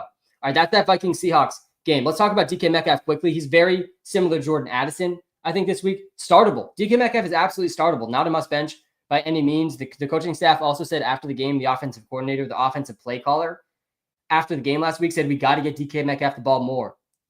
He said, I'm gonna make a point to get DK Metcalf the ball more. And that stuff is definitely notable, especially in a matchup versus the Vikings. If they can just keep Geno protected a little bit more, DK Metcalf definitely still has an elite ceiling. All right. That is the Vikings-Seahawks. Again, I think the Vikings win that one with that defensive line, offensive line matchup against the Seahawks offense. All right, the Patriots-Bills game. And I'm going to go through this one very quick because I'm a Pats fan, and this is going to be tough. This is going to be a rough game to watch as a Patriots fan. The Patriots, I think if of all games, now the Pats actually have to play the Bills again in Week 18. They played the Bills twice, I believe, in their next 3 games. Yeah, they play the Bills, then the Chargers, and the Bills again. I mean, if there was any stretch of games that could get a coach fired, it's right here. They get the Bills here in Buffalo. It's going to feel like -2 degrees. The Patriots could lose this game by more than 40 points, and it would not be surprising. They're 14-point underdogs in this game. Really, the only guy you can consider starting here is Ramondre Stevenson. He's definitely startable in this spot. We haven't seen a great Ramondre game since week 9. He's been under 13 points in 5 straight games. This offensive line is still in complete shambles, one of the worst offensive lines in the NFL. He's playing over 60% of the snaps, though. He only had 1 catch, 1 target in his last game, and the Bills have allowed a lot of receptions to running backs. Antonio Gibson is definitely still there to vulture from Ramondre. He had more targets, 2 targets in the last game, caught both those. So Ramondre is not a must start, but he's a fine start here versus the Bills. You got to think they lean pretty heavily on the running backs in a -2 degree game. Hunter Henry, don't really want to start him. He's startable. He's had a pretty good consistency this season, at least 4 catches in 4 straight games, but not a guy I really want to start here. Jamario Douglas projects as the best receiver, but this is a rotating receiver room. Drake May is definitely a sleeper for fantasy just because of the rushing here in week 16, but you're not starting Drake May against the Bills as a 14-point underdog in the fantasy football playoffs. All right, so that's the Pats offense. But don't start any of these guys if you don't need to. On the Bills side, Josh Allen has absolutely broken fantasy football over the last 2 weeks. Actually, in one of my high-stakes leagues, I played against Josh Allen in week 14, then I played against him again in week 15. He scored 90 fantasy points against me over 2 weeks. Absolutely ridiculous. In other leagues that I have Josh Allen, I'm sitting pretty well here in the fantasy football semifinals. Josh Allen has almost 100 fantasy points, guys, in his last 2 games. I mean, truly, truly insane stuff. It's probably going to come down a bit here for Josh Allen against the Pats. They're 14-point favorites, -2 degrees out. Wouldn't be surprised to see the Bills go a little bit more run heavy here in week 16, and this game just might not be close enough to really push Josh Allen to his limits. The reason he's been breaking fantasy is the amount of rushing he's doing. We saw this down the stretch of last season as well. This is playoff mode for Josh Allen. The Bills do have a lot to play for to try to get the 1 seed. The Chiefs won again yesterday, so they're falling behind in that race, but they got to do their part at least and beat the Pats twice and the Jets once down the stretch. But the Pats offense might not keep pace here. They could lean really heavy on the running back. Josh Allen still, though, QB1, still QB1, despite all that, by a decent margin. I mean, you could argue Josh Allen's really in his own tier for fantasy right now, and everyone else is just battling in tiers behind him. James Cook, though, for all those reasons, is an absolute smash play this week. You got to start James Cook. He had 26 points last week, was a top 5 running back. Last week scored twice. James Cook now is second among all running backs in touchdowns per game, rushing touchdowns per game. Truly wild after what we've seen from James Cook in past seasons. Just completely flipped the script this season. He has more games with a touchdown than without. He's got now 4 different games with 2 rushing touchdowns. This season, he's averaging 1 rushing touchdown per game. I think he's only behind, was it Derrick Henry? I mean, Derrick Henry hasn't scored. He's only behind Joe Mixon. James Cook is averaging more rushing touchdowns per game than Derrick Henry, than Josh Jacobs, than David Montgomery. I mean, wild stuff, man. He could end up leading all running backs in touchdowns this season with these final 3 games versus the Pats, Jets, and Pats. Khalil Shakir, he's the top receiver option for the Bills. The receiving options for the Bills are a bit of a nightmare, a bit of a headache for fantasy football because they spread the ball around so much across Khalil Shakir, Kincaid, Keon Coleman. Amari Cooper put up a donut last week. I still cannot wrap my head around this one in the spot versus the Lions with all the points that the Bills scored. 45% snap share for Amari, did not even get a target. He cannot be started in fantasy. Coleman had a better game than him. He had 1 big catch, but Shakir's the only guy with the floor here for the Bills. That's pretty much it for the Bills. The Bills defense definitely in play here too. All right, let's get to the 49ers Dolphins game, a battle between 2 really underwhelming teams that people thought were going to be pretty good this season. The 49ers are 2-point favorites in this game. Juwan Jennings, George Kittle, these are the guys I want to start in this game. Kittle really needs to be started unless you have McBride or Bowers. You got to start Kittle. Kittle has been the number 1 fantasy tight end this season. He has a couple bad games. One of those was a really snowy game. He actually only has 1 bad game. The other 2 games he didn't play. The only game where we haven't seen George Kittle smash really is in an extremely snowy game versus the Buffalo Bills. So we're starting George Kittle for sure. Juwan Jennings, I think, is a decent bounce back candidate this week versus the Dolphins. The target share was still there for Juwan Jennings. Guys, Juwan Jennings is not going under 26% of the targets in the last 6 games. And he had 29% last week, only caught 2 balls for 31 yards in that horrible, horrible game versus the Rams. But Juwan Jennings is definitely a better start than Debo. Debo has completely flopped this season, especially over the last 5 games. Debo Samuel's now under 7 points in 5 straight games. It is impossible to start him. And guys, realistically, all you guys listening to this live stream thinking about the fantasy football playoffs, you don't have Debo, or you aren't starting Debo, because if you did, you probably wouldn't have made it this far. That's just the reality. We got to talk about Patrick Taylor here as well. Isaac Guerendo is out. Christian McCaffrey is out. Jordan Mason is out. The last man standing here is Patrick Taylor, and we're probably going to see Keyshawn Vaughn. We're probably going to see some Kyle Juszczyk. We're probably going to see some Debo Samuel in the backfield, but by all accounts, it's probably going to be Patrick Taylor that leads this backfield in carries today versus the Miami Dolphins. That makes him startable in fantasy in certain spots. He definitely is a lot riskier than Guerendo was, though. There's not as much of a known here as we had with Guerendo. We could see Keyshawn Vaughn get half the carries. We could see Debo Samuel and Juszczyk get the goal line work. There's definitely a low floor here for Patrick Taylor, but an intriguing ceiling. He ranks as a top 30 running back. Show the running backs. Yeah, I got you with the running backs here. I'll pull up the running backs here again on the YouTube live, guys. We're almost at the start sit comment. We're almost at the comment, getting through the start sit comments portion of this live stream. We got just a few games to go, and we're going to get to hundreds and hundreds of start sits here. And I imagine Patrick Taylor will be a part of some of these. I think I'll end up telling a decent amount of people to bench Patrick Taylor. So some guys I'm starting Patrick Taylor over. Man, like Patrick Taylor versus Tajay Spears. We got Patrick Taylor projected ahead of Tajay Spears, but man, that's close. And I would argue Spears has a much higher ceiling than Patrick Taylor has. We just saw the ceiling for Spears last week. I honestly think Spears is just a little too low in these rankings. I would probably play Spears over Tracy. I think I'd play more Patrick Taylor. Patrick Taylor, I'd play over Amir Abdullah. I'd play him over Zach Charbonnet, over Tank Bigsby. Patrick Taylor is like the last starting running back option. All right, that's the 49ers here. So we're starting Kittle for sure. He's a must start unless you have McBride or Bowers.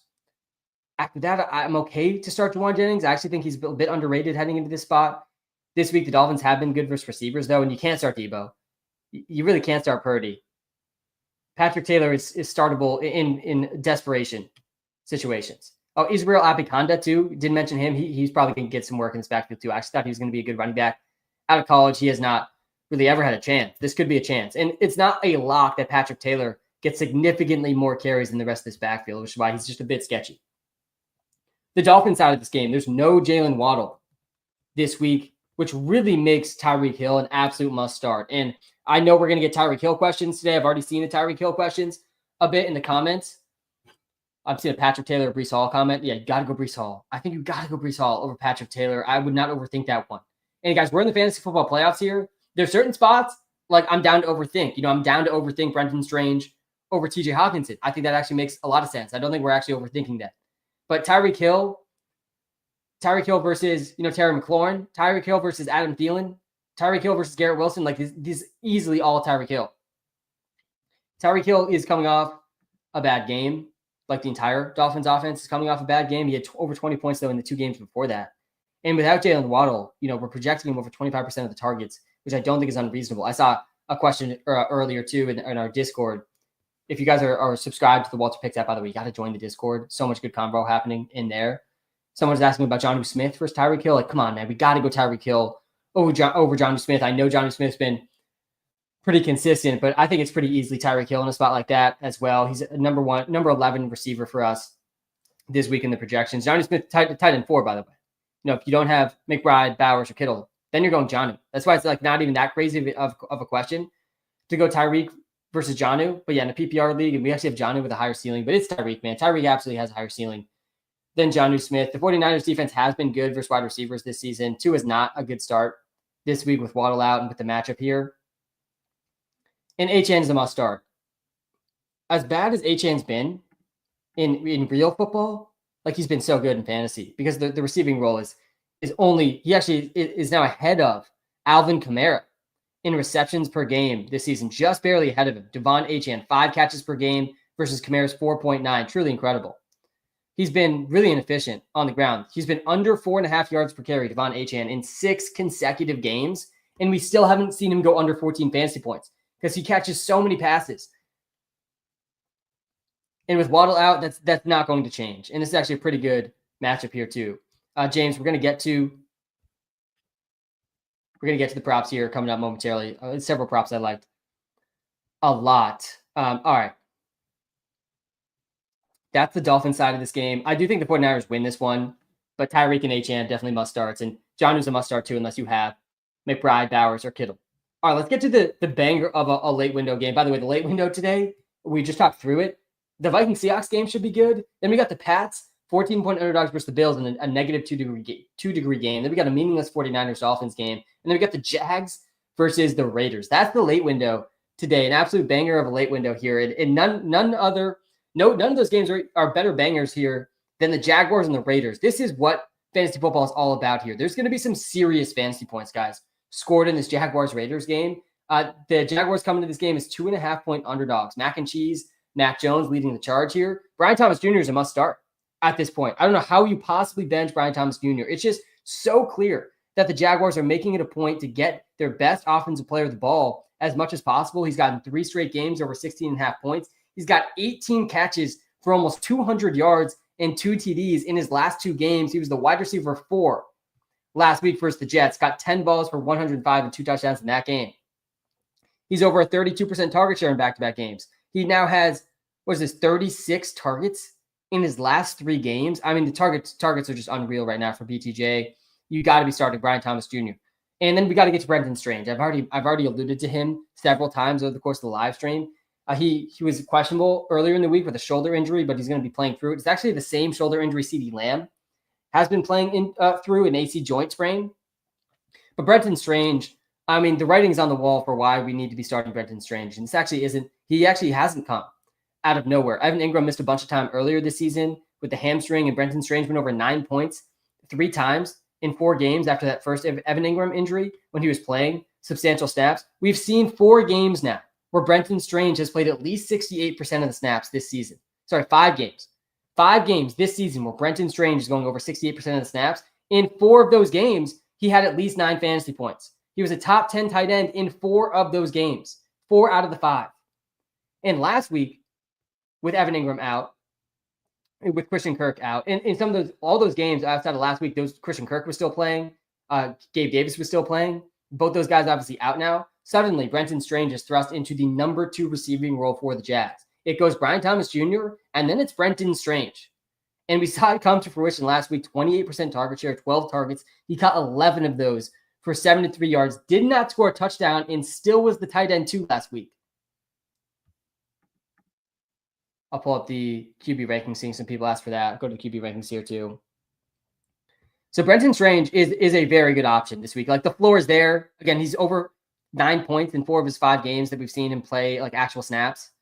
And all of those games but last week, Christian Kirk and Gabe Davis were still playing. And then last week was his best game of the season. And now he gets the Raiders, guys. This is the best matchup of the season for Brenton Strange. This is the best situation of the season for Brenton Strange. We saw Kyle Pitts. We were just talking about Kyle Pitts earlier in the live in that Falcons game. I can't not mention Kyle Pitts. Kyle Pitts had his best game in over a month last week with only 7 points. Cade Otton, he had 70 yards. Kelsey and Noah Gray combined over 20 points. Jonnu Smith went for 28 points versus the Raiders. This is not a good Raiders defense. This Raiders team might actually be the worst team in the NFL, like worse than the Giants, worse than the Patriots. Right now, the Raiders, I believe, have the number 1 pick in the NFL draft. So Brenton Strange is really a smash option. This is a game in a dome, too. A bunch of other cold games out there today. Brenton Strange, unless you have, let me go to the tight end ranks here again. Unless you have some of the top options, McBride, Bowers, Kittle, Jonnu, or Laporta. I am playing Laporta over Strange. That was the first game we talked through today. I actually didn't mention Laporta much, but I'm playing Laporta over Strange like pretty easily. But then it's Strange, man. I'm playing Strange over Ferguson, over Hawkinson, over Ertz, over Henry, over Njoku, over Juwan Johnson, over Kraft, over Kincaid. I'm playing over Pitts very easily. By the way, I know this game already happened, but my Travis Kelce do not draft take has come to fruition. I do want to victory lap this just briefly because I think Brenton Strange was probably a better option than Kelce this week too. Kelce, just like he did last season, he's now under 10 fantasy points in both of the fantasy football playoff games. Like, just completely dropped off here. He had 8 points. He's got a total of 57 yards in the 2 fantasy playoff games. I mean, not a guy that's winning leagues, just not a guy worth a top 2 round pick in fantasy when this is what happens in the fantasy football playoffs with Kelce. Brenton Strange is going to outscore Kelce this week. All right, the other side of this game. So we're starting Brian Thomas Jr. We're starting Brenton Strange. Let's actually just touch on the running backs too, because the running back situations are tough here as well. We do have ETN slightly ahead of Bigsby, but they're going to be splitting the backfield. This is a good matchup for them too. I prefer to bench both. I do like ETN a little bit more than Bigsby, though. And ETN, I think, has like a sneaky ceiling in this matchup. Then you go to the Raiders side, and Brock Bowers is going to absolute smash, and Jacoby Myers is going to absolute smash in this spot. Amazing matchup, obviously, for them versus the Jaguars. And Aiden O'Connell is going to be back. Thank God for the passing attack here. And you gotta like be really bad. You got to be a really bad NFL quarterback for Aiden O'Connell to be this massive upgrade. That's the case here with Desmond Ridder. So yeah, I feel very good about Bowers and Jacoby Myers in this spot versus the Jags. The Jags have allowed the 2nd most points per game to wide receivers this season. Jacoby Myers is really like a pretty elite option today. He is right near the top of tier 3 for me. I play Brian Thomas Jr. over him, but then it's Jacoby. I'm playing Jacoby over London, Drake London, Keenan Allen. I play Jacoby over Terry McLaurin like pretty easily. I play Jacoby over Juwan Jennings, over Devontae Smith, over Adam Thielen, over Judy, over Garrett Wilson, over DK Metcalf. Jacoby Myers has a strong floor. We haven't seen him go under 10 points in 4 straight games, so we've also seen a pretty strong ceiling as high as 22. And this is the best matchup he's had arguably all season for Jacoby. The running backs here too, Alexander Madison, I'd play over Amir Abdullah. Amir Abdullah had 7 catches last week, was a top 8 running back, 7 catches for 58 yards and a touchdown. Him and Tajay Spears, similar type of games last week. But with Sincere McCormick out, Madison's going to lead this backfield in touches. Good matchup here for Madison. The Raiders have been trying to be run heavy all season. No reason to expect they're going to stop trying now, especially in this matchup. So Madison is startable. I would play Madison over Abdullah. I don't know if I'd go Madison over Jerome Ford, seeing someone ask about that. in the YouTube live. We're live on TikTok and YouTube right now, by the way, guys. If you're watching live on TikTok, come to the YouTube live. Link is right in the TikTok bio. I can share screen. I can pull up comments on screen. If you're watching live on YouTube, guys, smash the like button. We're right at the end of the game-by-game portion of this live stream, and we're about to get to the free player prop, DraftKings lineup, and then grind through hundreds of start sits. Pumped to do it. All right, we got one more game to talk through here. So we're starting Jacoby. We're starting Bowers. Madison is startable. Him versus Jerome Ford, man. I actually would go him over Jerome Ford. Looking at this again, yeah, I'd go him. I'd play Madison over Pollard. Madison over Kendre Miller. Man, we got to talk through that one. We got to talk through Kendre Miller here. 2 games away from that. I would play Madison over Ford. I'd play Madison over Swift. Madison versus Rashad White. That's a tough call too, man. Very tough call. I think I'd probably go Madison there too, though. Again, this is a good match for Madison. Good chance at a touchdown here for Madison. Good chance at 15-plus touches here for Madison. I've seen so many rough running back stat lines for the Raiders this season. It's tough to get over that. But the matchup here is good. The role should be good for Madison. All right, let's go to the Buccaneers. Cowboys game. Probably the game I'm personally most excited for this week. There should be a ton of fantasy points in this game tonight. This is the night game. The Buccaneers versus the Cowboys. The Buccaneers are 4. By the way, the Jags were 2.5-point underdogs in that game. I'd take the Jags. 2.5-point underdogs in that last game. The Buccaneers 4-point favorites in Dallas. Baker Mayfield is an absolute must start. I got Baker Mayfield in the must start category this week. Unless you have Josh Allen, Jalen Hurts, or Joe Burrow, you should be starting Baker Mayfield with a ton of confidence. Baker's having an unreal season. Baker has a very good matchup here. He's coming off a 29-point fantasy game. He's tied for his second best game of the season. He's 5th in points per game this season among quarterbacks. He's 3rd in passing touchdowns this season among quarterbacks. The only QBs, guys, with more points than Baker Mayfield this season on a per-game basis, Lamar, Josh Allen, Jalen Hurts, and Joe Burrow. End of list. I mean, this is exactly why the only quarterbacks you should really be starting over Baker in this great spot, Josh Allen, Jalen Hurts, and Joe Burrow. Lamar obviously already played. So yeah, we're starting Baker with a ton of confidence. Mike Evans, he ranks as wide receiver 3 this week. There's absolutely no benching Mike Evans. It feels like the world knows what's coming from Mike Evans. He's going to get to 1,000 yards again. He's going to set the NFL history record. It's going to be the most 1,000-yard seasons in a row from a wide receiver in NFL history. Right now, he's tied for the most. They asked Baker Mayfield about it this week. He said, yeah, I care about it more than Mike Evans does. Like, Baker Mayfield's going to get him this record. Mike Evans definitely cares about it too. The whole team definitely cares about it. The Bucs are still fighting for the playoffs, but it's almost like they care about this more than anything. And he could get over 120 yards again this week. He had a 159 and 2 TDs last week, was the wide receiver 3 last week. We've now seen Mike Evans be the top 3 wide receiver in 2 of his last 3 games. So yeah, we're starting Mike Evans for sure. His prop lines are at 80 receiving yards. Last time I checked, he's almost definitely going to go over those. It's not one of the free player props today, but I'm definitely taking the over on 80 yards for Mike Evans.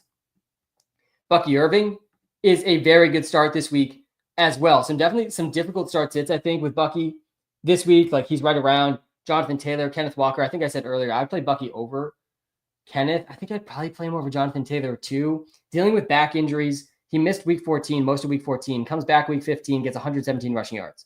He only had 15 carries, 7.8 yards per carry. And Rashad White stole a bunch of the work. I think Rashad White actually scored the touchdown last week. No, he didn't score. But he did. He had a receiving touchdown in that game. So he scored more fantasy points, but had less yards.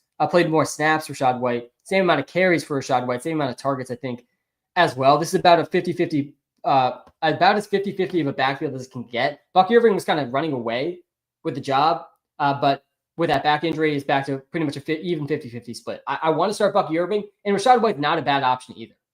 I'd actually say Rashad White's maybe a little bit safer than some of the guys we have projected ahead of him. Guys like Swift and Ford and Miller and Pollard and Madison and Stevenson and even Dowdle, even Brees. Like, the floor is pretty good for Rashad White. Just the ceiling is not quite there because Bucky Irving is vacuuming up so much of the ceiling here in this backfield. And then there's Jalen McMillan. And I want to start Jalen McMillan badly this week. I want to find a spot for Jalen McMillan. He projects as a top 30 wide receiver. And we see this with talented rookies every season at the wide receiver position. And it's coming to fruition again here for Jalen McMillan, where he didn't really do anything this season. Even after the Chris Godwin injury, people thought he'd step up. He hadn't really stepped up. Over the last 2 weeks, he's starting to step up. Over a 23% target share in back-to-back games. He scored now in back-to-back games. He actually has 3 touchdowns his last 2. Jalen McMillan's going to continue to play a big role here. He's breaking out here down the stretch, and there's no reason to think this breakout stops, especially in a good matchup here versus the Cowboys. So we're starting Mike Evans. We're starting Baker Mayfield. We're starting Bucky Irving. I want to start Jalen McMillan. And I think Rachaad White's not a bad start either. Like this whole offense really are good fantasy options in this game. This game has the highest over-under projected of the week, by the way. There's no game projected to have more points other than that Lions-Bears game, which I think probably won't have as many points as this game with the weather report there. All right, that is the Buccaneers side of this game. Again, they are 4-point favorites.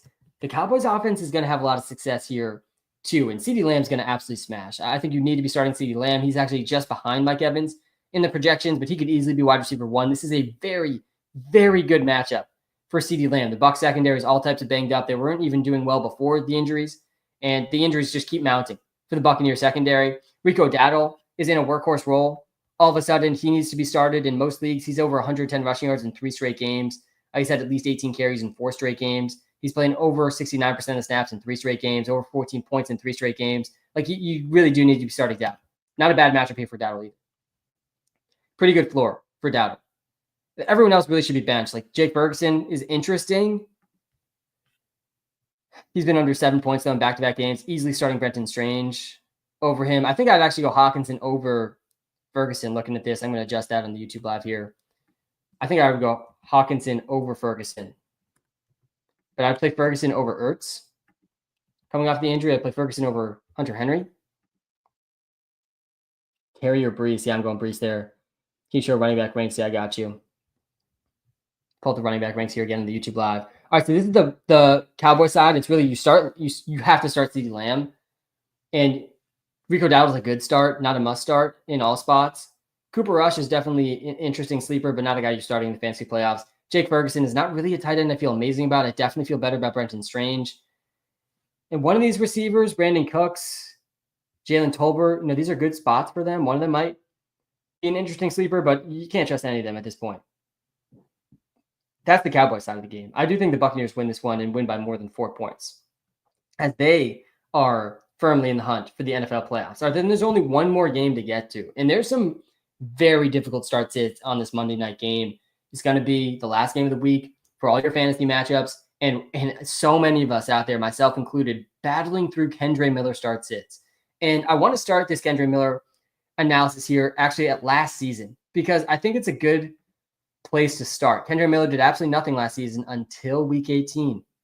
And in week 18, suddenly Kendre Miller was getting a bunch of carries. He had 13 carries in that game.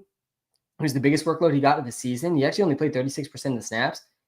And he had a good game. 15 points, 73 rushing yards, and a touchdown in a meaningless game for the Saints last season. That was the only sort of real comparison I think we have to this upcoming week here for Kendre Miller, where Kendre Miller's almost definitely getting at least 13 carries. The matchup versus the Packers is not terrible.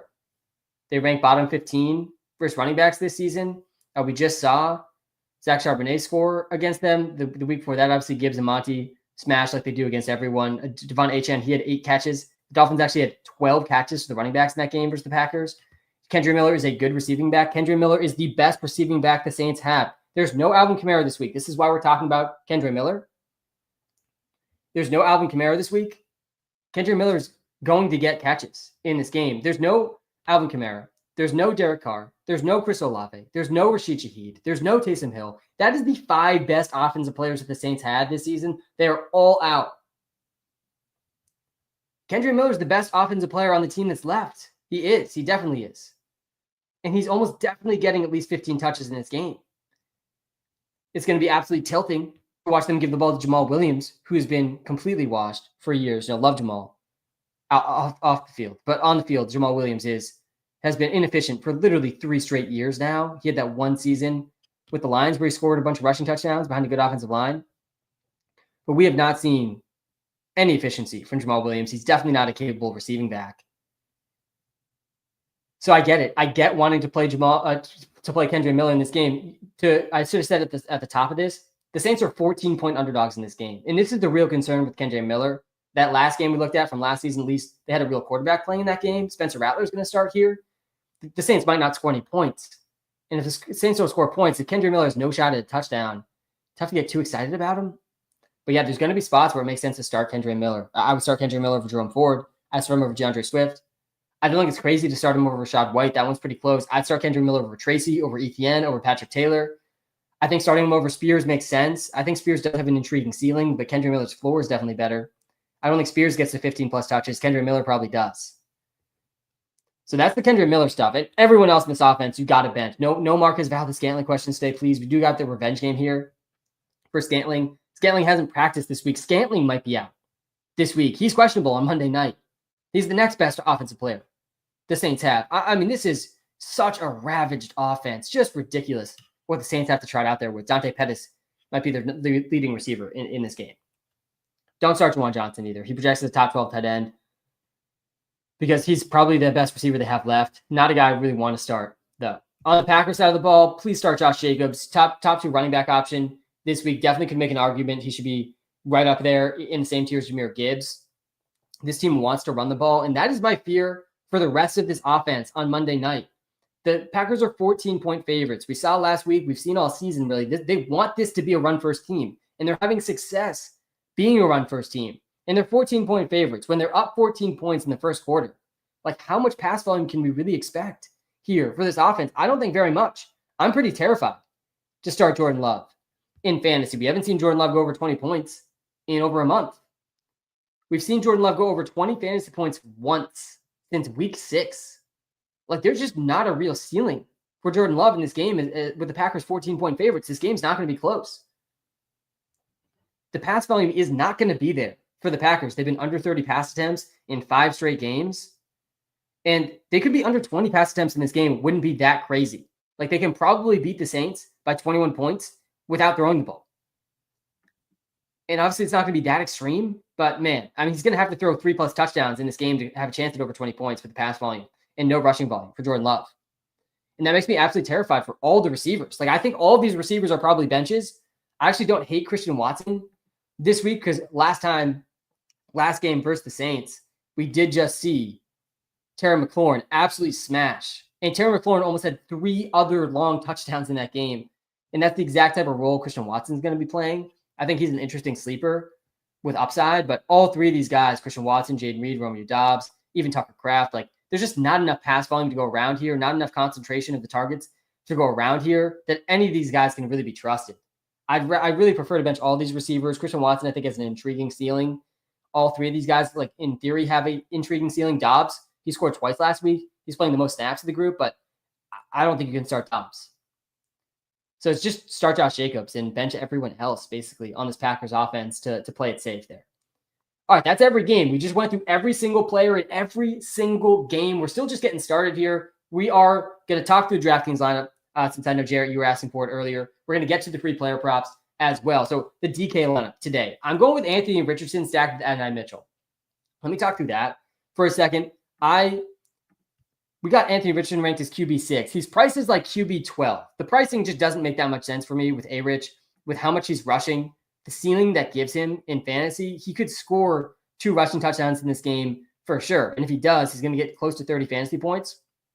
And definitely in play here on DraftKings tournaments. And then I don't think anyone's going to be starting Adonai Mitchell this week. I think he's going to be coming near 0% ownership, which is exactly what I want in tournaments. I still think Adonai Mitchell is a pretty underrated option, pretty underrated player in the NFL, pretty underrated for fantasy this week. Like definitely a deep sleeper, not a guy I'd recommend starting in your fantasy playoffs.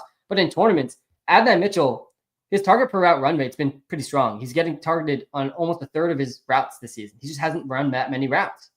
And we were on this back in week 10 when he played the Bills. He had 13 points in that one. That's going to be plenty here. He's near minimum priced on DraftKings. So yeah, I like the Anthony Richardson, AD Mitchell stack. And then we're playing 3 top running backs here, 3 top 5 running backs. We're able to squeeze in here with Jahmyr Gibbs, James Conner, and Bijan. These are 3 top 4 running backs in the Walter Picks ranks.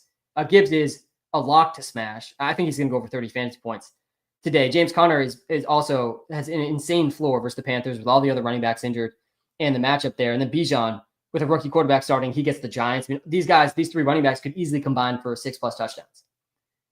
I'm going with Malik Neighbors to do a mini stack there in that Giants-Falcons game. Like the matchup a lot for Malik Neighbors this week. Could easily get 7+ catches in that game. I think Adam Thielen's pretty underrated this week as well, like that mini stack against James Conner. And then, of course, we're going Brenton Strange. We've talked about him enough on this live stream. He's going to be really popular this week, but I don't care. He's almost minimum price as well. He's priced way too low on DraftKings. If I didn't go Brenton Strange, I'd probably be trying to shove Trey McBride in and find a way to get Trey McBride in the game. In my DraftKings lineup, maybe you pivot off James Conner to a different running back. You get Trey McBride in. I could see that making a lot of sense. I'm going with the 49ers defense versus the Dolphins that was just destroyed last week. Offensive line in complete shambles for the Dolphins. That's the DraftKings lineup for me today. We have had a lot of success with these DraftKings lineups this season. We've yet to get a first place, though. And I'm not going to stop till we get first. That's my mentality. All right, we've got 3 free player props for you today as well. I like all of these a lot. I like Jalen McMillan probably the most. Over 37.5 receiving yards. McMillan smashed this in back-to-back games. Now he gets a great matchup versus the Cowboys, a game that should be really high scoring. I think Jalen McMillan keeps this going. I think he gets at least 50 yards tonight versus the Dallas Cowboys. Plays a big role again. He's over 23% target share back-to-back games. McMillan is the clear wide receiver 2 on this offense right now. And the Cowboys offense, I think, is going to keep up here and keep this game competitive so that the Buccaneers keep throwing. And a big reason I think that is CeeDee Lamb in this matchup versus the Bucs. The Buccaneers secondary has been destroyed this season. They're allowing the 3rd most catches per game, the 8th most receiving yards per game. CeeDee Lamb has been picking it up of late. McConkey and Quentin Johnson, they both went over 15 fantasy points. They combined over 100 yards last week. Jacoby Myers, he had 67 yards. We saw Adam Thielen go for 99 yards versus the Bucs. Juwan Jennings went for 93. Hopkins had 86 yards. They're setting this line at 72.5 for CeeDee Lamb. I think he gets over 100 yards tonight versus the Tampa Bay Buccaneers. And then Trey McBride, over half a touchdown. And guys, this is the week, man. This is the week he gets in. And part of the reason I'm so bullish on McBride to finally get in the end zone is them actively trying to get him a touchdown last week inside the 2-yard line with that shovel pass. Like, clearly they want Trey McBride to score. And Trey McBride, he's due for a touchdown, guys. Among all players in the NFL, he's close to the NFL record most catches ever in a season without a touchdown. He's leading all tight ends in catches. He's leading all tight ends in yards, and he has not scored a receiving touchdown yet. They're still giving us plus odds on this one, despite playing the Panthers, who have been crushed by tight ends this season. I mean, of all games to get him a touchdown, it's this one, man. No defense has allowed more receiving touchdowns per game than the Carolina Panthers. Grant Calcaterra did it. Noah Gray scored twice. Foster Moreau. Was it Noah Adkins? Adam Trotman. Ben Sinnott. Zach Ertz. Foster Moreau again. Juwan Johnson again. Wow, the Saints scored a lot of tight end touchdowns here versus the Panthers. But yeah, Trey McBride's getting in the end zone today. I think Trey McBride's going to be the tight end 1 this week. So Trey McBride over half a touchdown is the 3rd free player prop of the week. So we got McMillan yards over, CeeDee Lamb over yards, and then Trey McBride to score a touchdown. All right, that is the DraftKings lineup, the free player prop.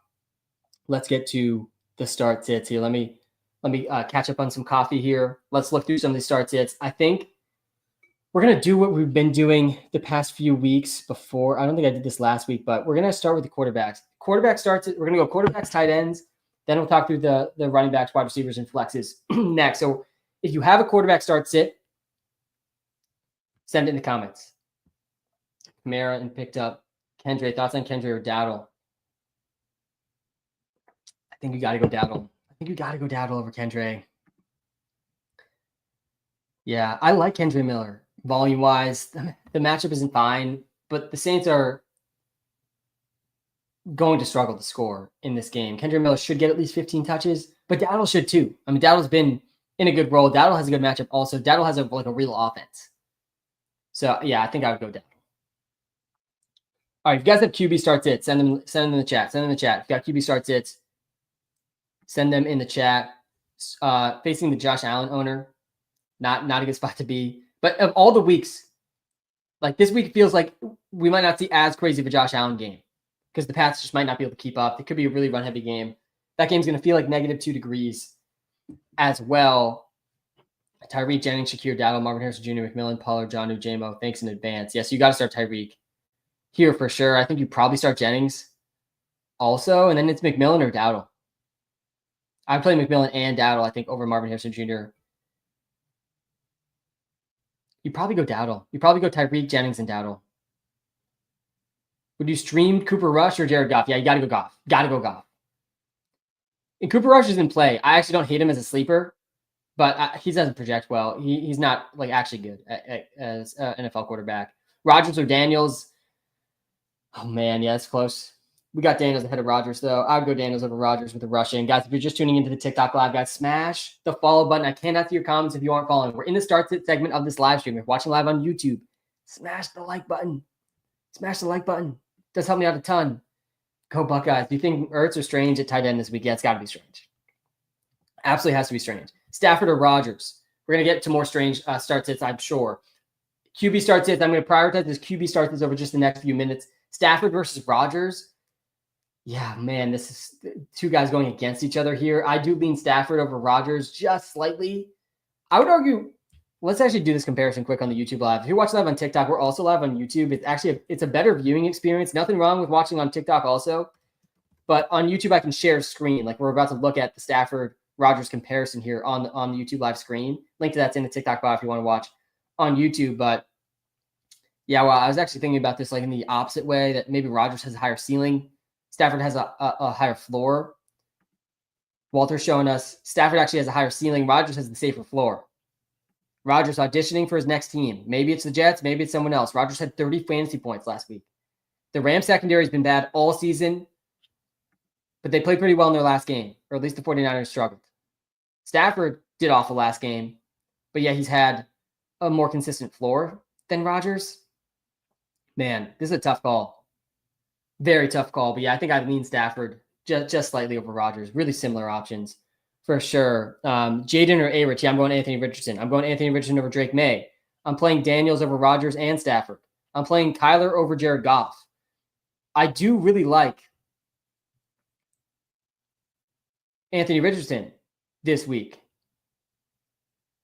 Order these three QBs: Jaden Daniels, Darnold, and Richardson. Yeah, so it goes Anthony Richardson, then Jaden Daniels, then Sam Darnold. And I think A-Rich and Daniels are a tier above Sam Darnold. I'm playing Goff in a lot of spots, but I don't think I'd play him over Kyler Murray. I don't think I would. Man, Goff's coming off an insane game versus the Bills. And the Bears defense is not scary. There is some wind in that game, up to 25-mile-an-hour wind gusts, but that doesn't scare me. That's under the scary threshold. I'm playing Kyler over Jaden Daniels. This is a scary matchup for Daniels against the Eagles. One of his worst games of the season came against the Eagles. This Eagles defense is legit, a legitimate good defense here. They shut down Terry McLaurin last time they played. So yeah, I think I go A-Rich over Goff. I play Kyler over Anthony Richardson. I'm playing Baker Mayfield over all of those guys. I'm playing Goff over Jaden Daniels. I'm playing Jaden Daniels over Darnold. I'm playing Darnold over Love. Honestly, I think I'd probably personally go Stafford and Rodgers over Jordan Love. I'm pretty concerned about the pass volume for the Packers on Monday night as 14-point favorites versus the Saints. The pass volume already wasn't great for the Packers. And in games where the Packers get these leads, they just run the heck out of the ball. And it's working.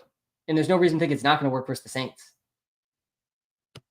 Yeah, some of these guys I'm seeing in start that I don't like at all this week. Tua, I think you need to stay away from. DTR, I'm not super interested in. Caleb Williams, I think, is very risky.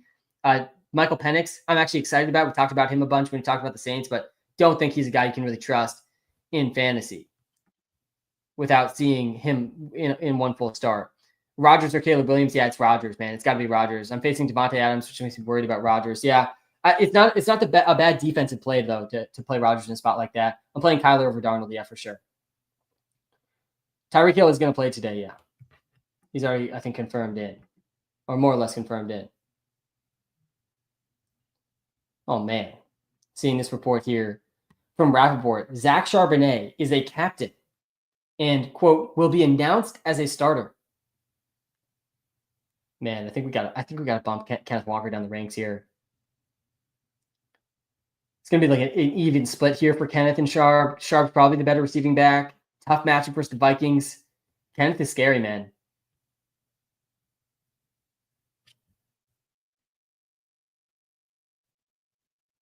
Mike Evans needs 84 yards per game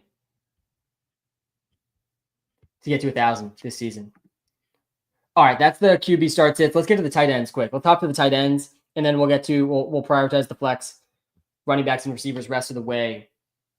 Seeing a lot of tough start sits here in the comments. Kendry or K9.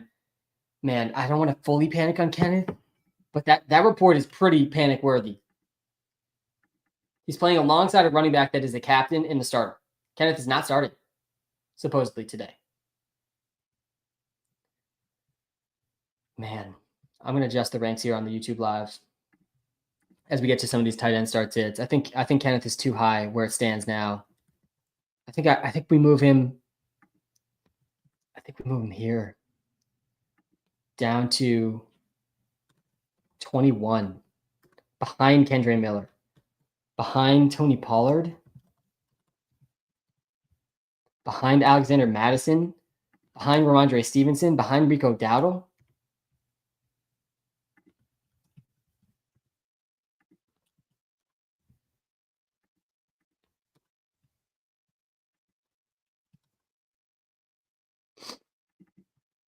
Man, some tough running back start sits here in the middle of the tier. All right, let's get to the tight end start sits here. Ferguson or Hunter Henry? I'd go Ferg. I'd go Ferg over Hunter Henry. Pull up the tight end ranks here too. Any other tight end start sits here? I don't want to ask this, but I don't start Strange, Watson, or Spears over DK, right? Yes. Definitely not Watson. Definitely not Spears. I don't think you can start Spears. We'll include him in this comparison quick. Strange versus DK. And this is one of those, too, that like I actually don't think it's that crazy of a question. But we're in the fantasy playoffs, man. Like, you'll at least be able to sleep at night. If you start Metcalf over Strange and you get it wrong, it's going to be tough to sleep tonight. If you start Strange over Metcalf and you get that wrong, you know, sometimes you do just have to make the right choice that makes the most sense, even if there's a chance of being wrong. There's always a chance of being wrong. But we're in the fantasy playoffs, guys. This is the ultimate like starting lineup tinker mode of the season, where people, you know, you spend the most time thinking about your starting lineup this time of season, and you can overthink spots this time of season. This is not one to overthink. And I'm as in on Brenton Strange as you could possibly be. I'm literally starting him over TJ Hawkinson. I'm starting him in multiple leagues. I think I'm starting him over Jerome Ford in one of my leagues. Like, that feels pretty aggressive as well. But yeah, I'm not starting him over DK Metcalf, not against the Vikings, not as the offensive coordinator for the Seahawks is actively saying we need to get DK Metcalf the ball more. I'm playing Strange over Hunter Henry, though. I'm playing Strange over Jake Ferguson, over TJ Hawkinson, over Zach Ertz, for sure. Strange is, guys, he had 11 catches last week. Strange has been a top 10 tight end in 4 of the 5 games we've seen him play over 60% of the snaps. And now he gets the Raiders, arguably his best matchup of the season. And in 3 of those 4 games where he played over 60% of the snaps, Christian Kirk was still playing. Gabe Davis was still playing. And last week we saw how Brenton Strange played with obviously without those guys. Yeah. Hunter Henry or Njoku. Yeah, I think that one's Hunter Henry. I'm pretty scared for Njoku. He's still not confirmed playing. Plus, you got the DTR issues on top of that. There's definitely a ceiling for Njoku that I don't think Hunter Henry really has. Yeah, Njoku's ceiling's higher. Henry's floor is better. They project really, really close. The matchup is so good. So good for Njoku. If you're going for the ceiling, it's Njoku over Henry. But if you're trying to play it safe, it's Henry over Njoku. There's still a chance Njoku doesn't play. It does seem like he's trending towards playing, though.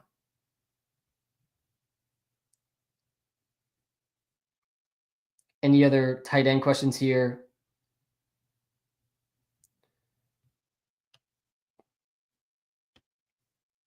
Pitts or Henry? Yeah, we're not playing Pitts. Pitts really like belongs on the waiver wire at this point. Do I want the narrative to turn for Kyle Pitts? For sure. I want the narrative to turn.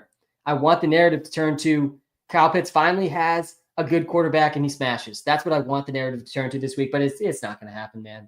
It's not going to happen for Pitts, I don't think, at this point. He played 40% of the snaps last week. I mean, what is that? Yeah, we're going Strange over Ertz, like pretty easily. You like Ferg over Henry? Yeah, I would go Ferg over Henry. I would go Ferg over Ertz as well. I'm playing Henry over Kincaid. I do not want to start Kincaid like at all. He's a part of all these receivers for the Bills that are pretty much impossible to start. And Njoku versus Calcaterra? Man. It's Njoku here, Zane. Assuming he plays. I think it's Njoku. We're playing Kittle over Njoku. We're playing Kittle over basically everybody. I'm starting Strange over Kincaid like pretty easily. I'm playing Bowers over Jonnu. So let me talk through the tiers for tight end real quick. We'll hit all of the tight end questions at once here. So the top tier, it's McBride and Bowers. Number 1 and number 2, McBride, Bowers. So you start these guys with a lot of confidence. In a lot of spots, these guys could be started over some receivers and running backs too. And then there's tier 2. It's a short tier of tier 2 guys. It's Kittle, Jonnu, and Laporta. In that order. I'm starting Jonnu over everyone but Kittle, Bowers, and McBride. Sorry. So it's Kittle, Jonnu, and Laporta. I'm starting Kittle over everyone but McBride and Bowers. I'm starting Jonnu over everyone but McBride, Bowers, and Kittle. There's no Waddle today. That's huge for Jonnu.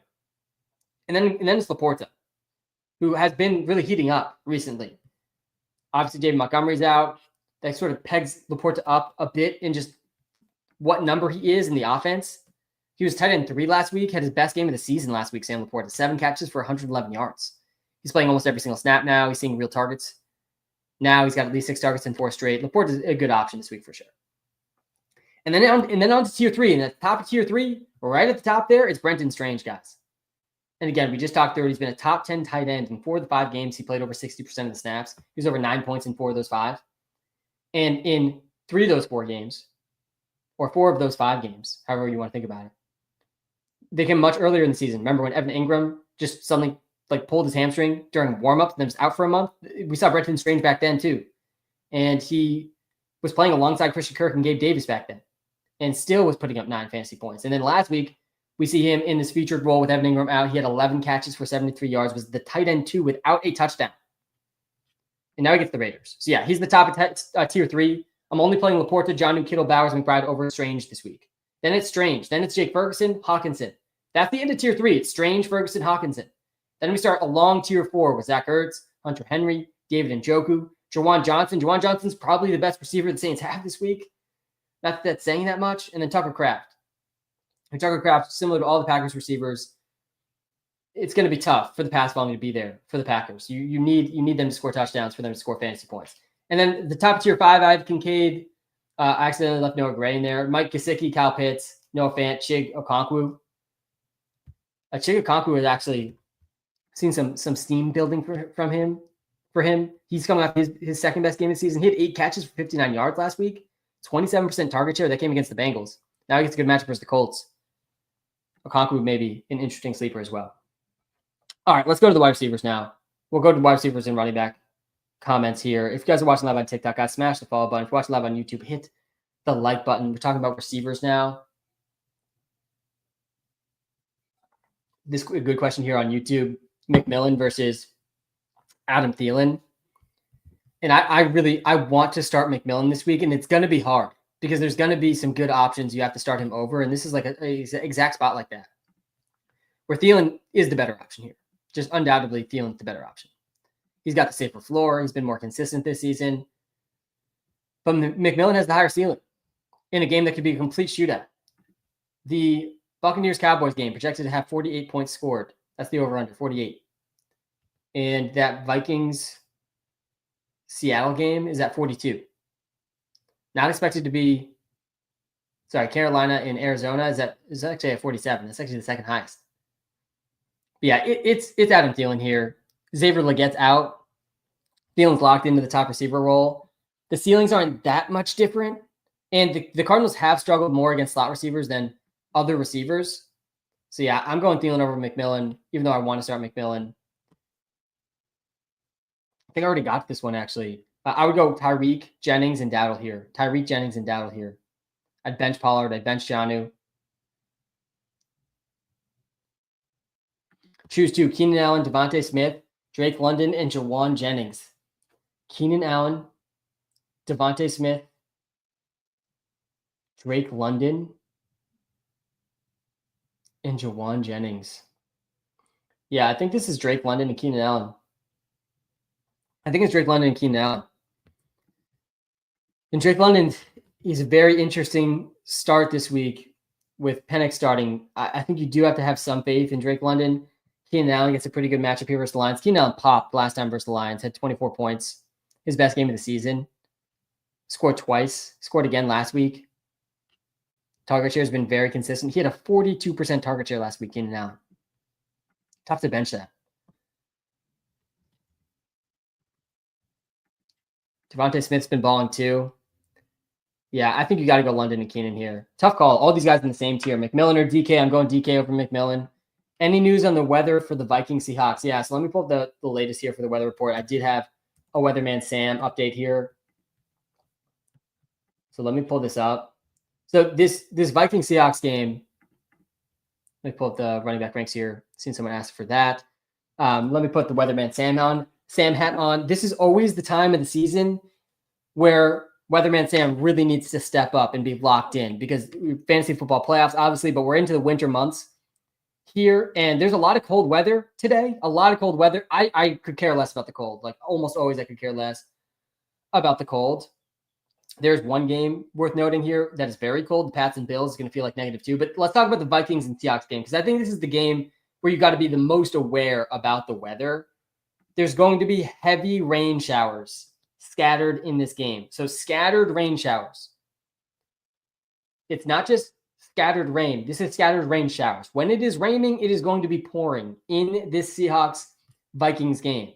We've seen some games like this season, and it does make it a little bit tougher on the pass catchers. It probably will push these offenses a little bit more run heavy. But overall, I don't think it changes many fantasy decisions here. I still think you want to start Justin Jefferson. I still think you want to start Aaron Jones.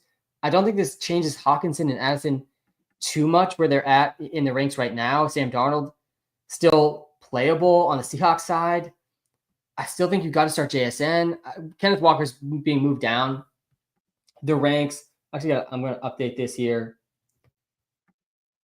in the app as well. But yeah, Kenneth Walker, we moved pretty far down in the ranks over on the YouTube live. I do think he's pretty risky with some of these kind of Zach Charbonnet reports. I'm going to bump this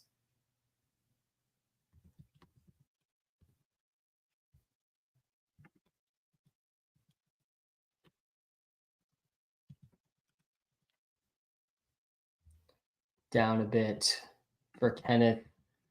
But that's the weather report here in this Vikings Seahawks game. It's going to be scattered heavy rain showers. It's possible it's heavy rain the whole game. It's possible there's some moments. It's likely there's some moments with no rain at all, but it's going to be pouring for a lot of this Vikings Seattle game. I'm personally not overly concerned because it's not going to be that windy. It's actually one of the warmer games of the week. Not that I care much about the temperature, but it's really just, it's going to be heavy rain. Maybe that makes you a little bit more cautious about DK Metcalf. Laporta or Strange? Yes, Laporta over Strange. I'm playing Daniels over Darnold. Partially, like the weather definitely doesn't bode great here for Sam Darnold. DJ Moore, JT. Man, that one's actually probably close here. It's probably DJ Moore, right? Yeah, it's DJ Moore. In PPR, you got to go DJ Moore versus the Lions here. Love or Daniels? We're benching Love. We're playing Daniels. I think Jordan Love's a borderline must bench here with the pass volume we're probably going to see. I'm playing DK Metcalf.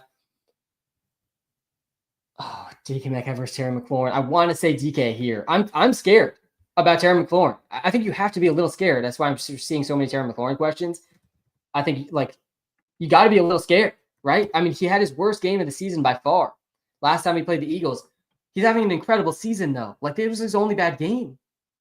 His only bad game, Terry McLaurin, since week 3 came against the Eagles. And it wasn't just a bad game. It was a very bad game. He had 1 catch for 10 yards.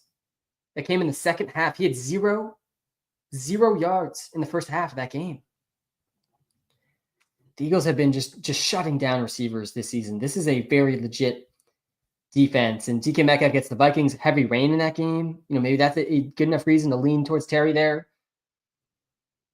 Adam Thielen scored 19.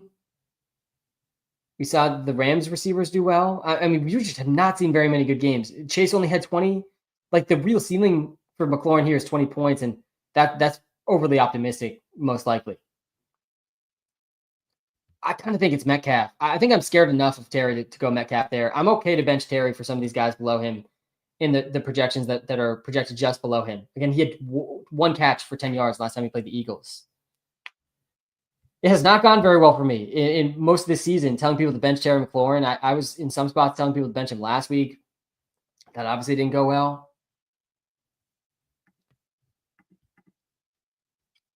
Good morning, Sam. Walter Picks app leading me to the week before championship. Let's go. Just always like your insight. Appreciate you, Josh. Guys, if you haven't checked out the Walter Picks app yet, you are actively not trying to win your fantasy league, and you are actively trying not to win your props in your bets. The app is free. The best way you could possibly support me is downloading the app. Use code SAM when you sign up. Helps me out a ton. Do appreciate it. It's going to help you out as well. Link is in the TikTok bio. Link is in the YouTube description for the Walter Picks app.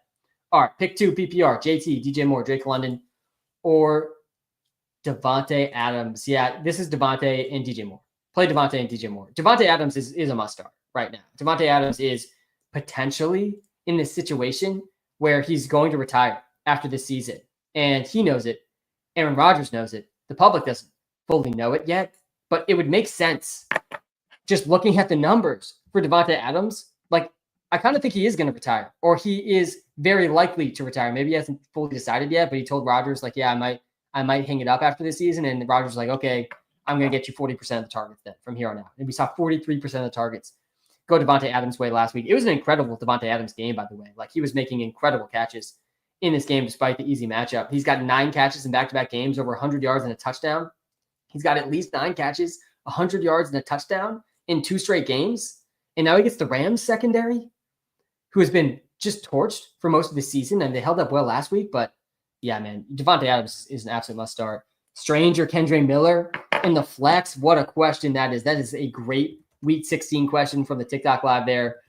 Both these guys, people are struggling with start sits with both of these guys, and I like both these guys this week to some extent. Kendre Miller projects a little bit better. I think that's right. I think you do go Kendre Miller over Strange. I don't think you want to force it with 2 tight ends unless you have 2 of Bowers, McBride, or Kittle.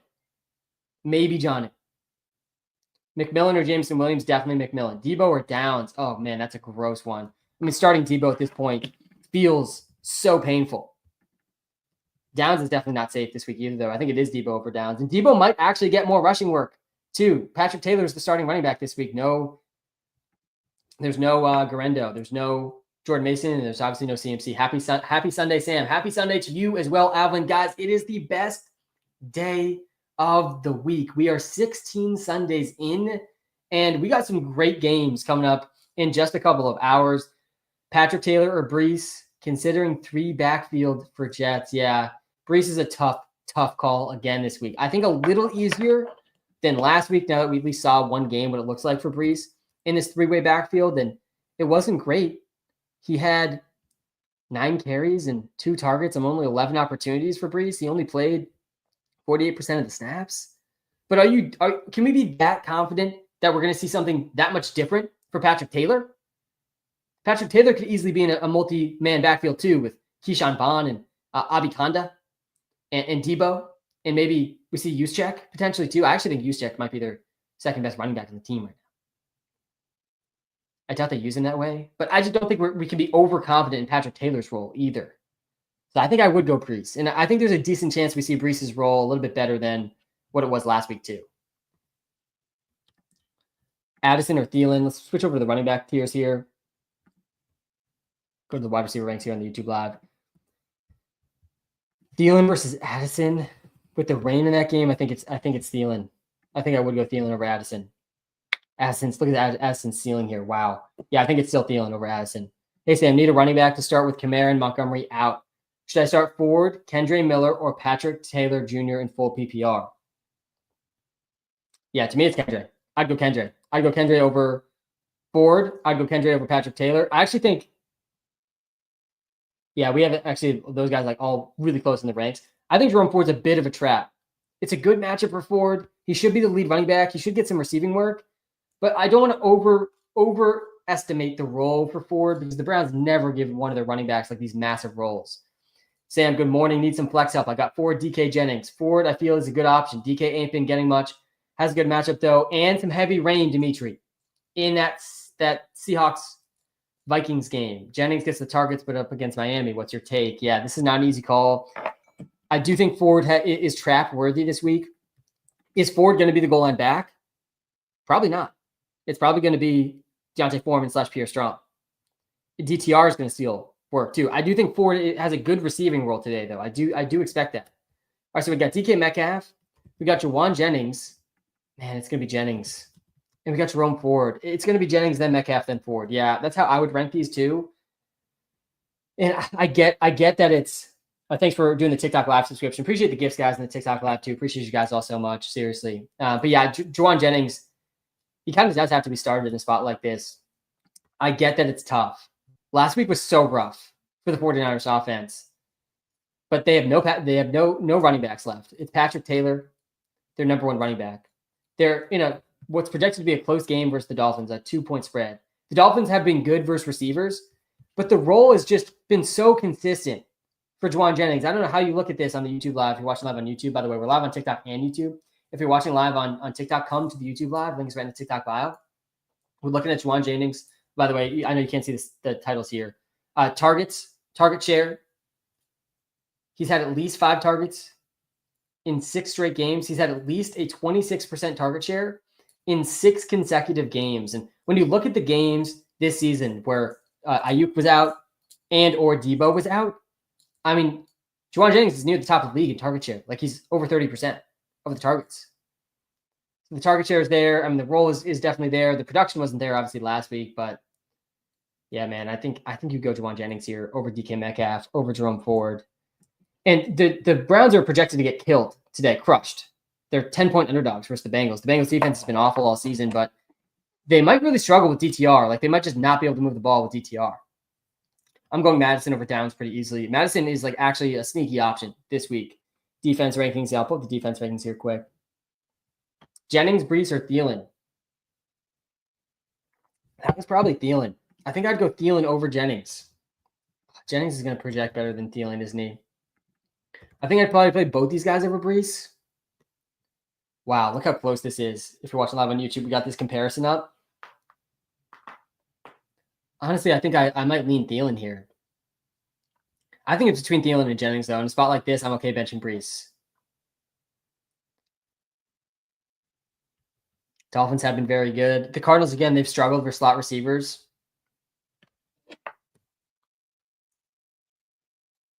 Yeah, I think personally, I think I would lean Thielen. I think he's just the safest option of this group.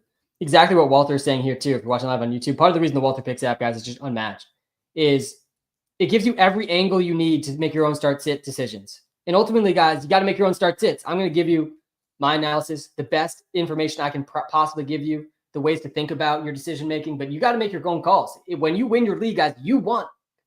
Now, a lot of times people come to these lives and say, you got me to the fantasy football semifinals. I didn't get you anywhere. You got yourself to where you are right now. I'm just here to help you along the way.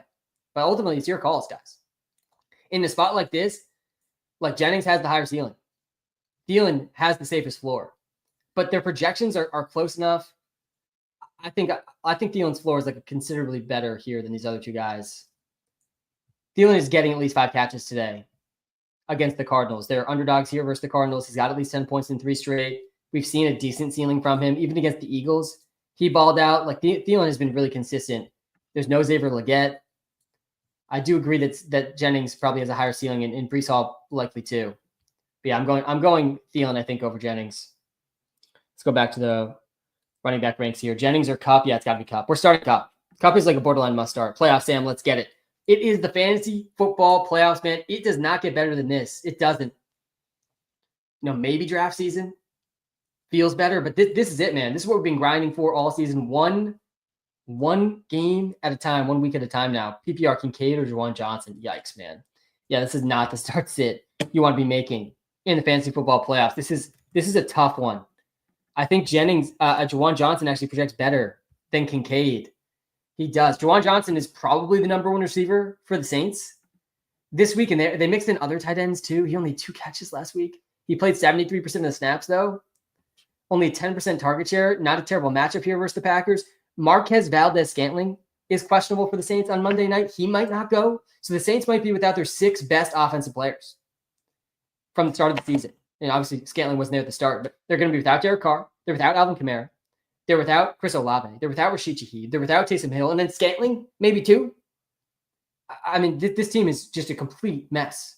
That's why Kendra Miller is playable. And it's why Juwan Johnson, I think, is playable too. Man, Kincaid versus Juwan Johnson. Kincaid had 9 points last week, only 48% of the snaps. He did have a 22% target share. The Patriots aren't a scary defense by any means, but they spread the ball around so much. McBride did really well versus the Pats last week, unsurprisingly. Johnny Smith a couple weeks back. The good tight ends have done pretty well versus the Patriots. I still think it's probably Juwan Johnson. Addison or Myers, yeah, I'm not benching Jacoby Myers for Jordan Addison. You got to start Jacoby. I've seen some people ask for wide receivers. If you're watching live on TikTok, by the way, guys, I will not be able to see your comment unless you're following. So you smash the follow button. In a tough spot, Zach Sharp or Patrick Taylor in PPR. Man, yeah, this is a very, very tough spot. I think you've got to go Patrick Taylor over Zach Sharp with Kenneth Walker back. I think it's Patrick Taylor over Sharp. And I'm Sharp is scaring me out of Kenneth Walker still too, though. Can all those things be true? Can we be scared out of Kenneth Walker because of Zach Sharp, but also be scared enough to play Zach Sharp that we got to play Patrick Taylor? So the report that got me scared about Kenneth Walker, by the way, guys, is that Zach Charbonnet was announced as the captain and starter today.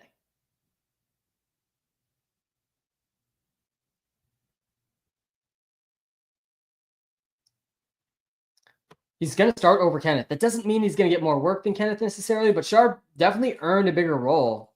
I still think I'd probably go Patrick Taylor over Sharp, though. Why Garrett so low? Yeah, Garrett Wilson just is clearly behind Devontae Adams in the target shares, but Garrett Wilson's a good option still this week. Like, I think there's a good argument for playing him over Judy. I don't think I'd play him over Thielen or Devonta Smith or Juwan Jennings. Him versus McLaurin is an interesting one. McLaurin's just so scary. Sam, need some confirmation. I'm going Myers over Judy, yeah. Jacoby Myers is a very good option. He's right behind Brian Thomas Jr. in the projections this week. Can you please pick two? Shakir, Pollard, and Kendre Miller. Yeah, man, this is a good question here too. This is a tough start-sit week. When you look at start-sits like this, Kendre Miller, obviously very difficult. Tony Pollard is not easy either. He got outplayed by Spears last week. He's battling an ankle injury, but he's a good matchup. He projects the best here. I honestly think you just go the two running backs here. Shakir's had a good floor all season. 6 catches last game. He only played 58% of snaps, though, with all these different receivers back. They do spread the ball around a lot. I don't feel great about Shakir. Yeah, the best floors here are the running backs. I think you just go with Kendre and Pollard. I think I'd probably go Kendre Pollard or Kendre Shakir. I think Kendre versus Pollard's extremely close. Kendre's not going to get the ball as much. Pollard's not going to get the ball as much as Kendre does. Spears played more snaps than Pollard. Spears is the better receiving back over Pollard right now.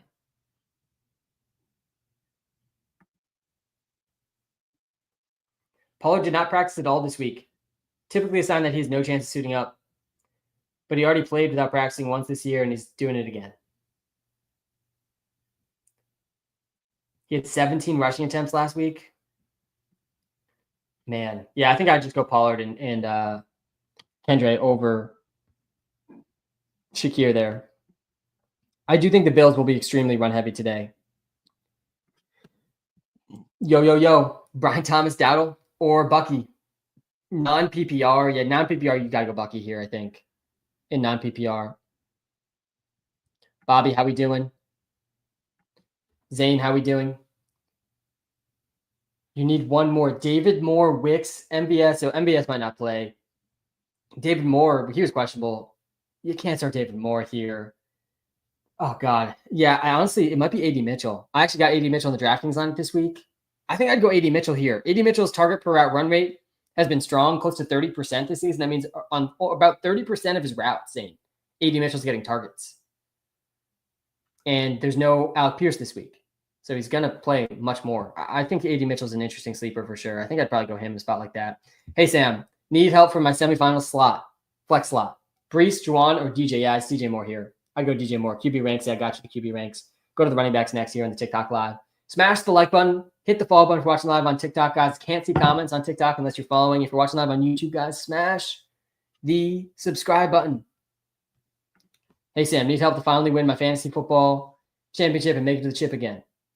Have a super flex league. Doesn't have to be a QB, but pick 2. Kyron, Tua, Addison, Bucky, Penix, Debo, or JMO. Man, yeah, let's see. I think you probably need to go with a QB in the super flex slot. Usually that's the move. Let's see how these guys compare to a guy like Kyron Williams.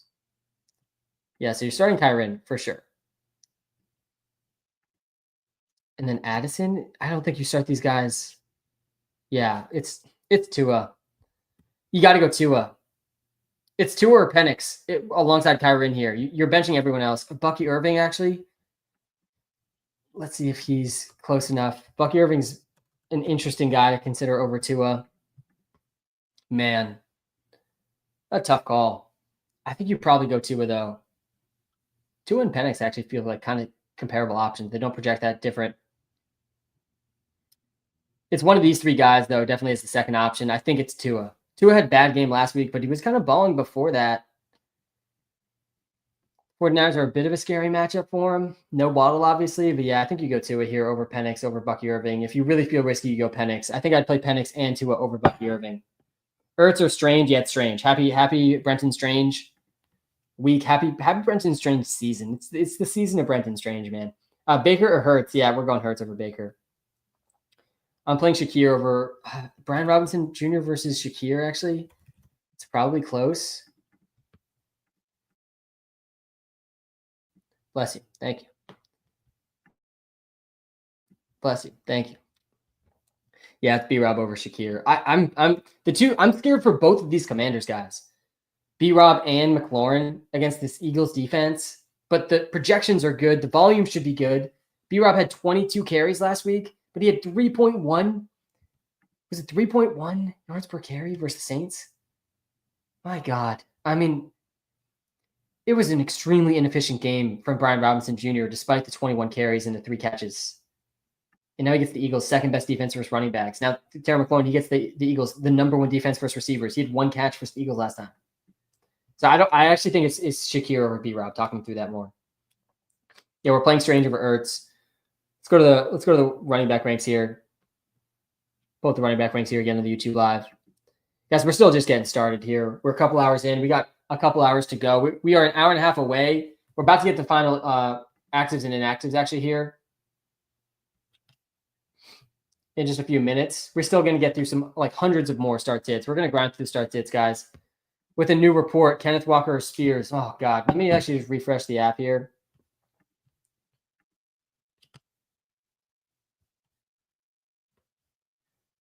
See if this went through. Yeah, it did. Let's refresh the app with the Kenneth change. We did adjust projections in the Walter Picks app. We are constantly adjusting projections as news comes out on Sundays, especially.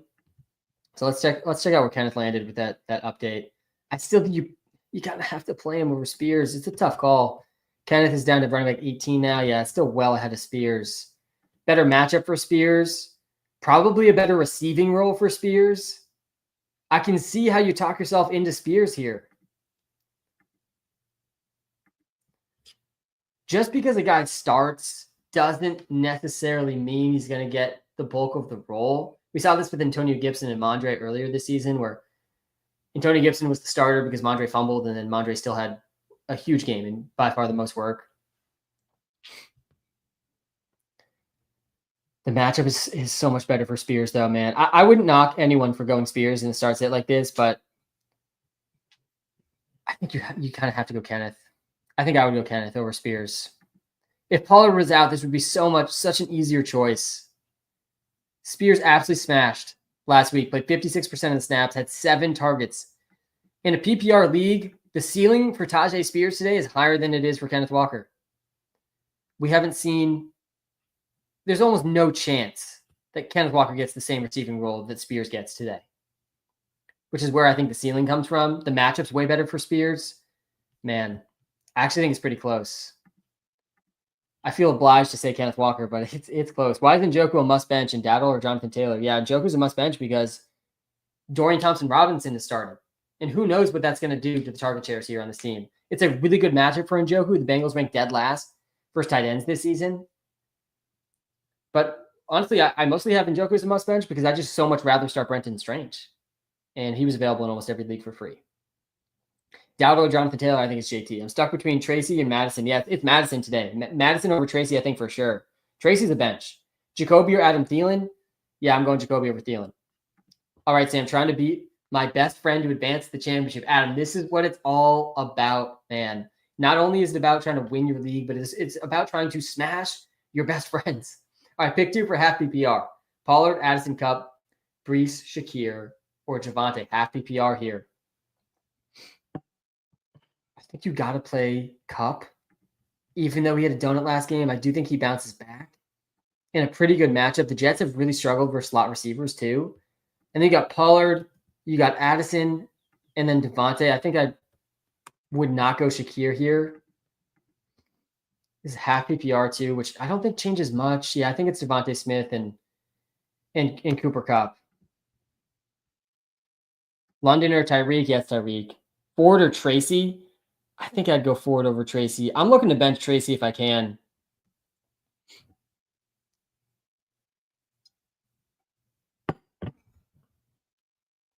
JT or Bucky Irving in PPR? I think I'd go JT over Bucky. Definitely close.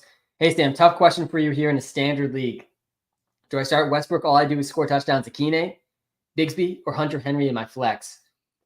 Yeah, non-PPR, it's probably Bigsby here.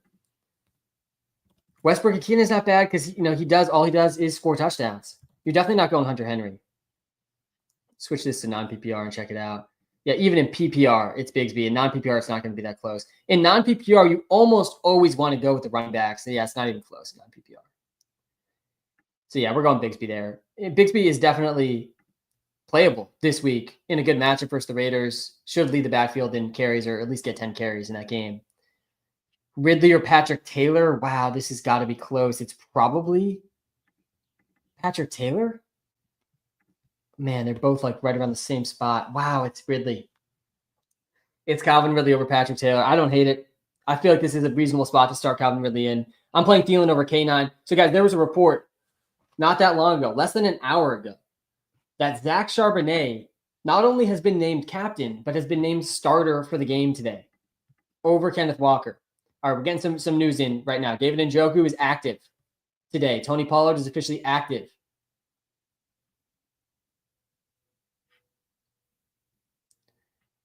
The Saints head coach stated in yesterday's press conference that they'll take a committee approach at running back with Alvin Kamara out. Kendre, Jamal, and Jordan Mims are all going to play roles for the Saints. Makes me a bit more nervous for Kendre Miller, for sure. I still think Kendre Miller is the best of that group, but it doesn't matter if he's the best if he's not getting a huge role. The whole theory for Kendre is the big role. I think we're adjusting that now. I see in the Walter Picks projection. So Kendre Miller's moving down. Kenneth Walker's moving down based on some of these latest reports. I think Spears versus Kendre. I think I'd probably go Spears over Kendre. Patrick Taylor versus Kendre. God, I think it's probably Patrick Taylor over Kendre Miller now. Kyler or Daniels? Yeah, I'm going Kyler over Daniels. And Njoku or Strange? We're going Strange. We're going Strange over Njoku. Can you go to the wide receiver list? Yeah, I got you with the wide receiver list. Guys, shout out to every single one of you in this live stream right now. We're still going to get to so many more start sits. We are not even close to done. We are not even close to done. But I just want to say shout out to everyone here right now. I look forward to these lives literally all week. I always get a little sad at the end of the season. Like once week 18 is up, Sundays come around, and I'm like, what am I supposed to do now? I really do look forward to these lives all week, and I appreciate everyone's support on these lives. Just as a quick reminder, the best ways you could possibly support me, hitting subscribe on the YouTube channel, hitting follow on the TikTok account, checking out the Walter Picks app. If you haven't yet, download that. It's a free app. Spent the last 4 years of my life helping build the app. It's going to help you crush fantasy, help you crush props. Use code STAN when you sign up. What happened with Kendre Miller now? Shout out to all of you guys, seriously. What happened to Kendre Miller now? Yeah, so there's a report from the coach's press conference yesterday, I guess, that said that they're going to be in a committee approach, a 3 running back committee. So you're getting a 3-way committee on a Saints offense that might not score a touchdown. They're 14-point underdogs versus the Packers. They have no Derek Carr. They have no Chris Olave. They have no Rashid Shaheed. They have no Taysom Hill. They have no Alvin Kamara. And they might not have Marcus Valdes-Scantling either. And they're going to be splitting the backfield between Kendre Miller, Jordan Mims, and Jamal Williams. So, like, if Kendre Miller doesn't get more than 15 touches, like, he's an absolute must bench.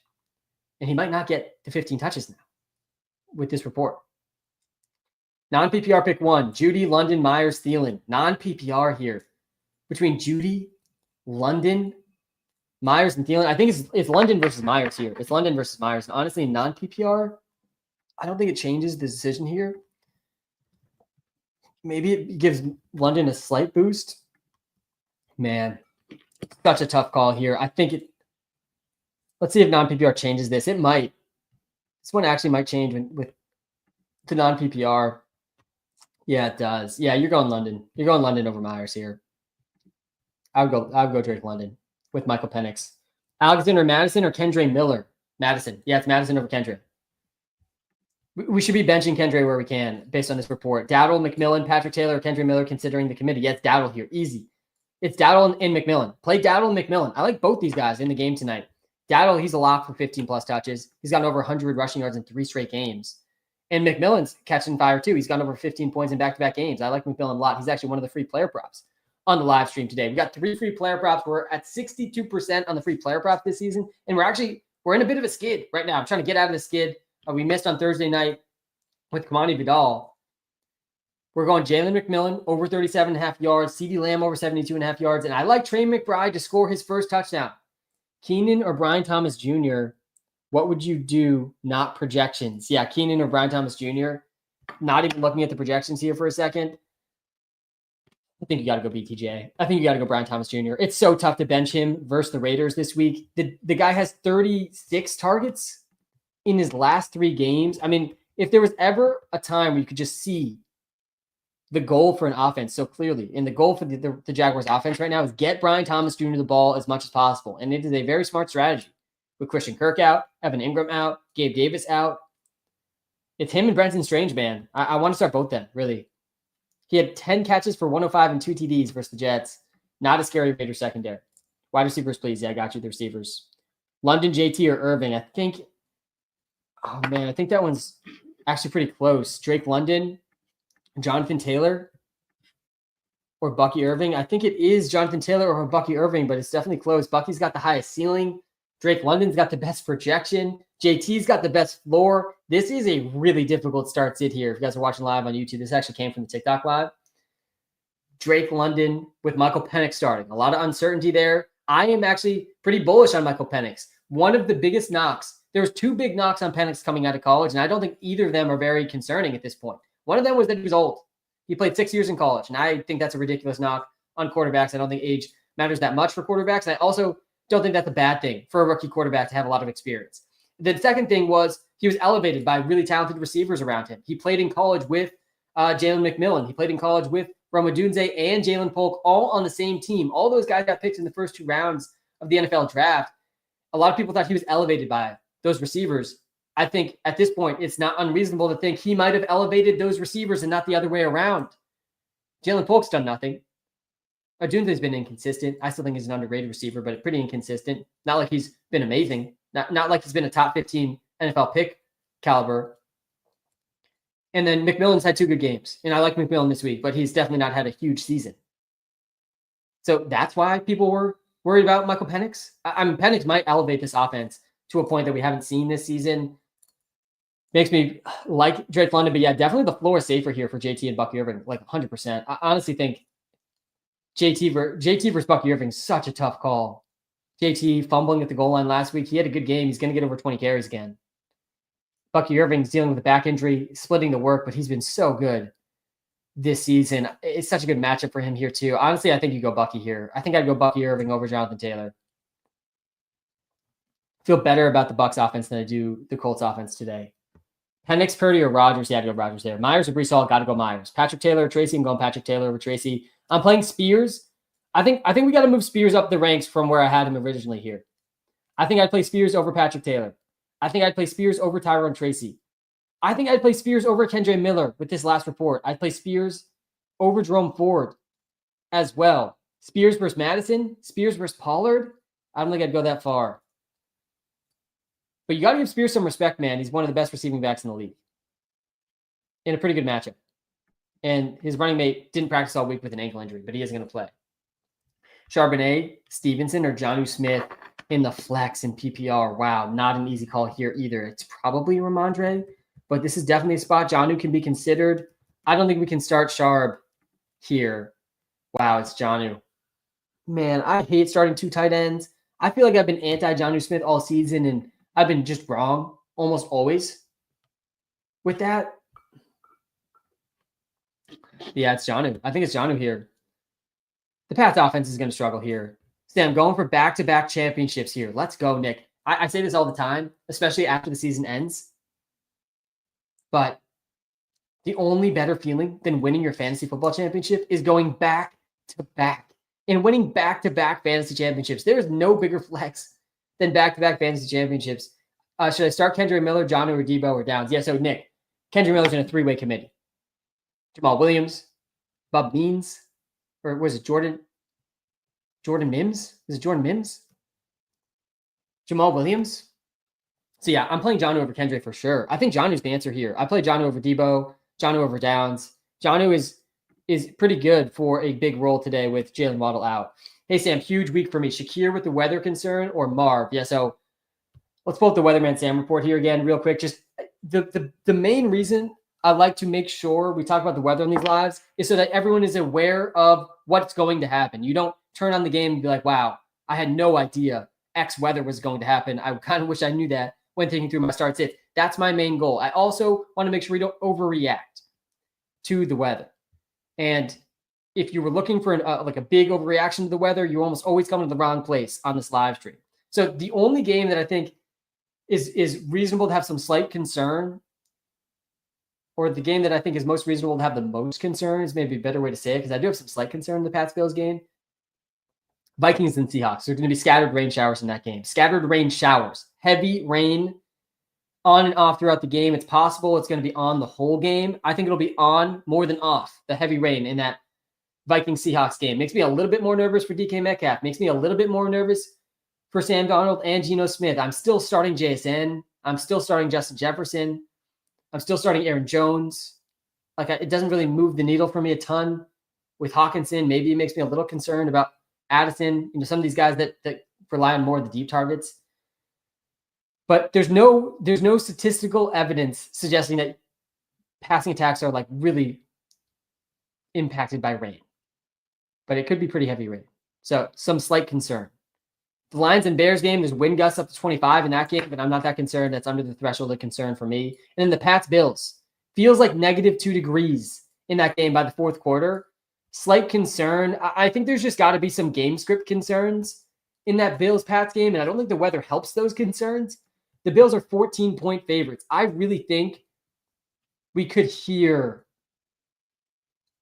the Gerard Mayo firing questions really pick up here after this game. There's definitely an outcome for this Bills-Pats game that the Bills win by more than 30. I think that's well within the cards. So that is a little concerning for Shakir. Sam, how are we doing? We are doing fantastic. Yarzma, 1, it's the best day of the week. 2, it's the fantasy football playoffs. So we're doing great, man. Doing absolutely fantastic. Sam, happy football Sunday. Happy football Sunday to you as well. Jared, missed championship by 3 points. Oh my God. In the flex, do I play Pollard, Dowdle, Shakir, Marvin? And yeah, this is a reminder, Jared, for everyone else that's still trying to battle to get into the fantasy finals. Every start sit counts, man. Every single start sit counts. So many leagues are decided by less than 10 points. In the flex, do I play Pollard, Dowdle, Shakir, or Marvin? Yeah, it's Dowdle here. I think it's Dowdle. Another tough question after hearing the Sharp news. Do I start both Walker and Sharp? Yeah, I think that's Matthew. I don't think that's a bad move. Yeah, in a standard league like this, I would bench Bigsby and play them both. Yeah. Hey, Bucky or Brees full PPR? Yeah, I'm going Bucky over Brees. Pretty easily think Bucky over Brees right now. Switch over to the wide receiver ranks. AJ Brown versus T. Man, you want to start both these guys. I think it is AJ Brown over T Higgins though. Israel Abikanda. Yeah, Abikanda, Patrick Taylor, Keyshawn Vaughn. These are the backs for the 49ers, who we definitely could see somewhat of a committee from too. Start 2 full PPR. Hall, Walker, Thielen. Yeah, I think you bench Walker here. I think you bench Kenneth Walker here. I agree. I think there's plenty of reason to be panicked about Kenneth right now. He hasn't played in 3 weeks. He's not the starter today. And he's probably not the preferred receiving back today. And the Vikings are the 3rd best defense versus running backs this season. There's a trifecta of reasons to be concerned for Kenneth Walker today. So yeah, I'm fine starting Brees Hall over him. And I'm definitely starting Thielen over Kenneth. Tyreek Hill or Bucky Irving. I'm not benching Tyreek today, guys. You can't bench a guy like Tyreek Hill with Jalen Waddle out. Tyreek Hill is just locked into a 25+% target share. You really can't bench him in almost all spots. He's just outside of the top 10 wide receivers this week. What's up, Sam? What's going on? Waldo, Roca, and the YouTube live. Guys, we're live on TikTok and YouTube. If you're watching live on YouTube, smash the like button. hit the subscribe button. If you're watching live on TikTok, hit the follow button. I can't see comments on TikTok unless you're following, but also come to the YouTube Live. Link is right in the TikTok bio. Better viewing experience on the YouTube Live. Same information, though, of course. A shout out to everyone on both lives. Ford, Spears, Thielen, Miller, Reed. Yeah, so within just the last hour, I've really soured on Kendra Miller and Kenneth Walker based on some recent news and reporting out of from both those teams. Supposedly Kendra Miller is in a three-way committee on Monday night on a team that might not score a single touchdown. So no thanks to Kendra Miller, even though he's the best player on the offense this week, especially if Marquez Valdes-Scantling's out too. And then I've also soured on Kenneth Walker because Zach Charbonnet is going to be the starter and probably the leading receiving back. I know Sharp's not in this one, but Ford, Spears, Thielen, Miller, and Reed. Yeah, so I don't want to start either of these last two guys. I'm very scared for the Packers receivers too. Ford, Spears, Thielen, you're picking two of these guys. Spears versus Ford is such a tough call for me. Ford should be in the better role. They're in comparable matchups. Spears, the matchup's even better. You're definitely starting Thielen here. I think you've got to start Thielen.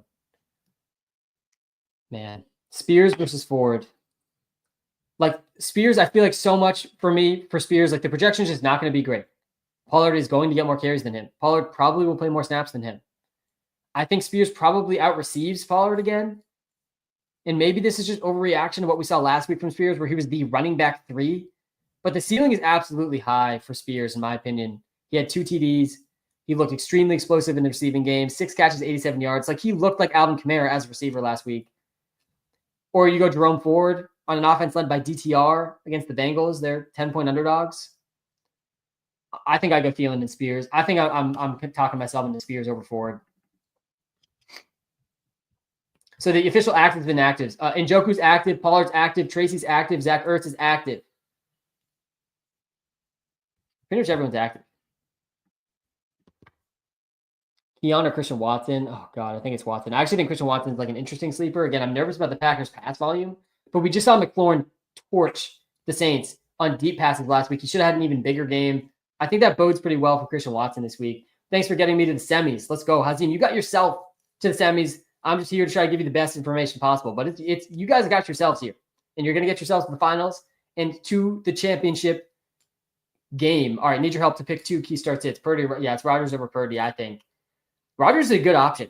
He's a pretty interesting option here.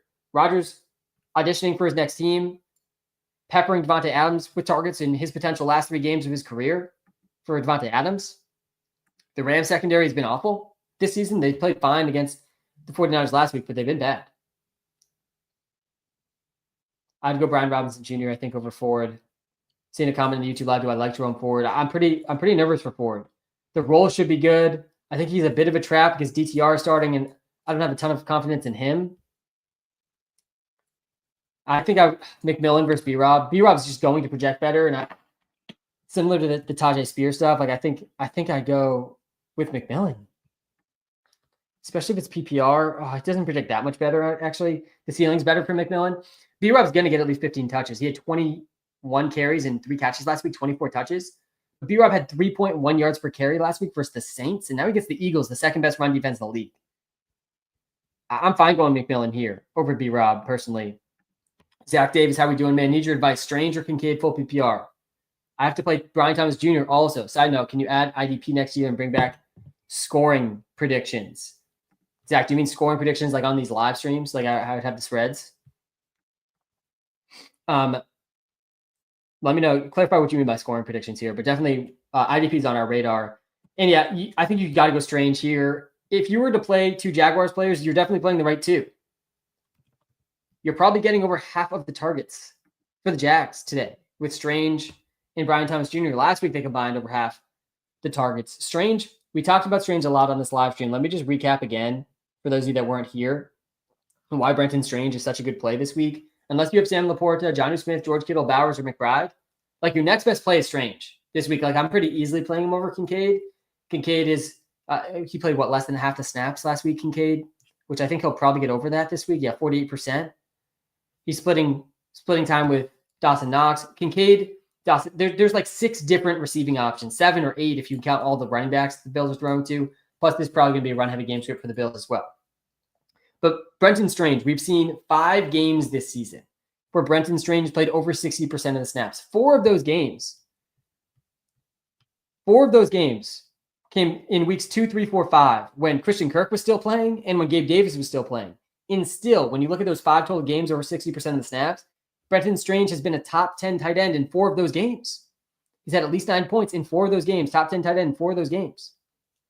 And then last week, the 1 week we see him go over 60% of the snaps without Christian Kirk, without Gabe Davis, obviously without Evan Ingram.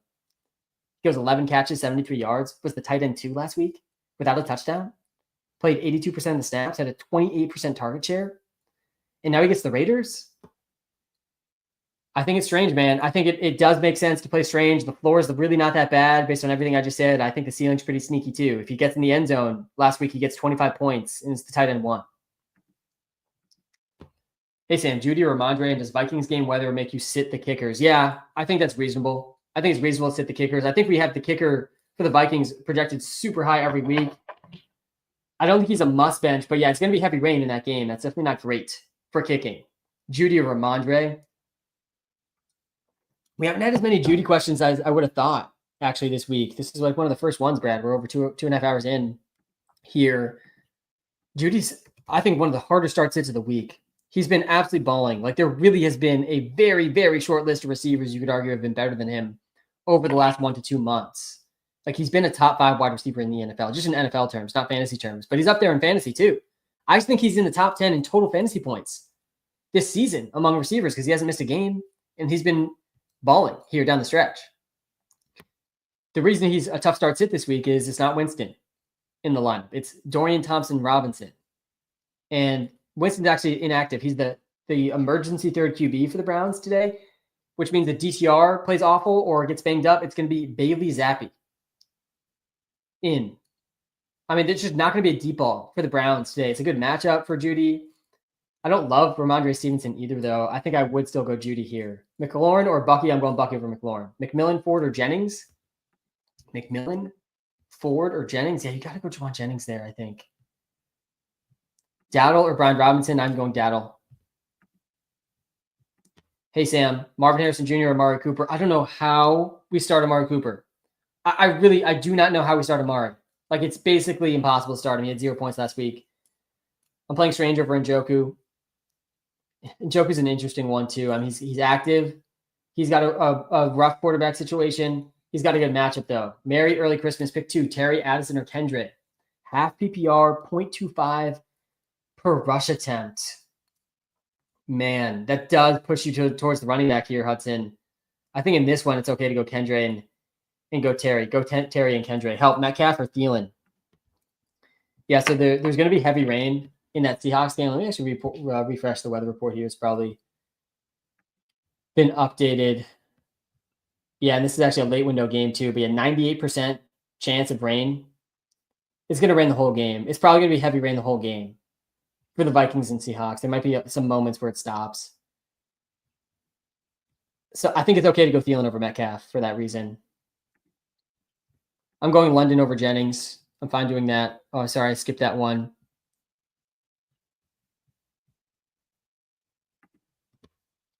Thielen or Garrett Wilson?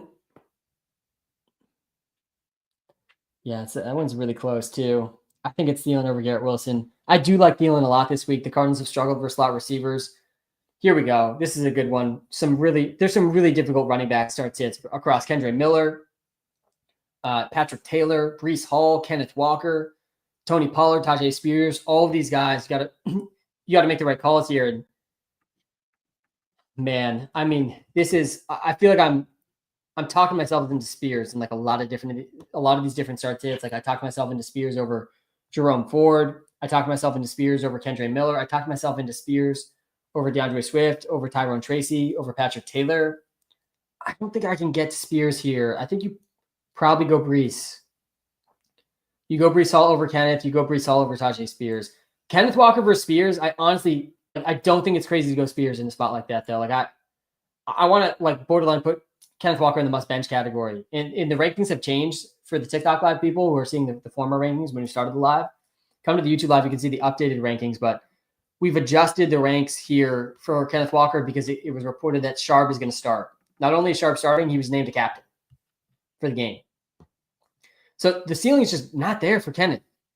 The receiving role is not going to be there. He might not be the goal line back. Like, there's just a lot of routes to a bad game for Kenneth here.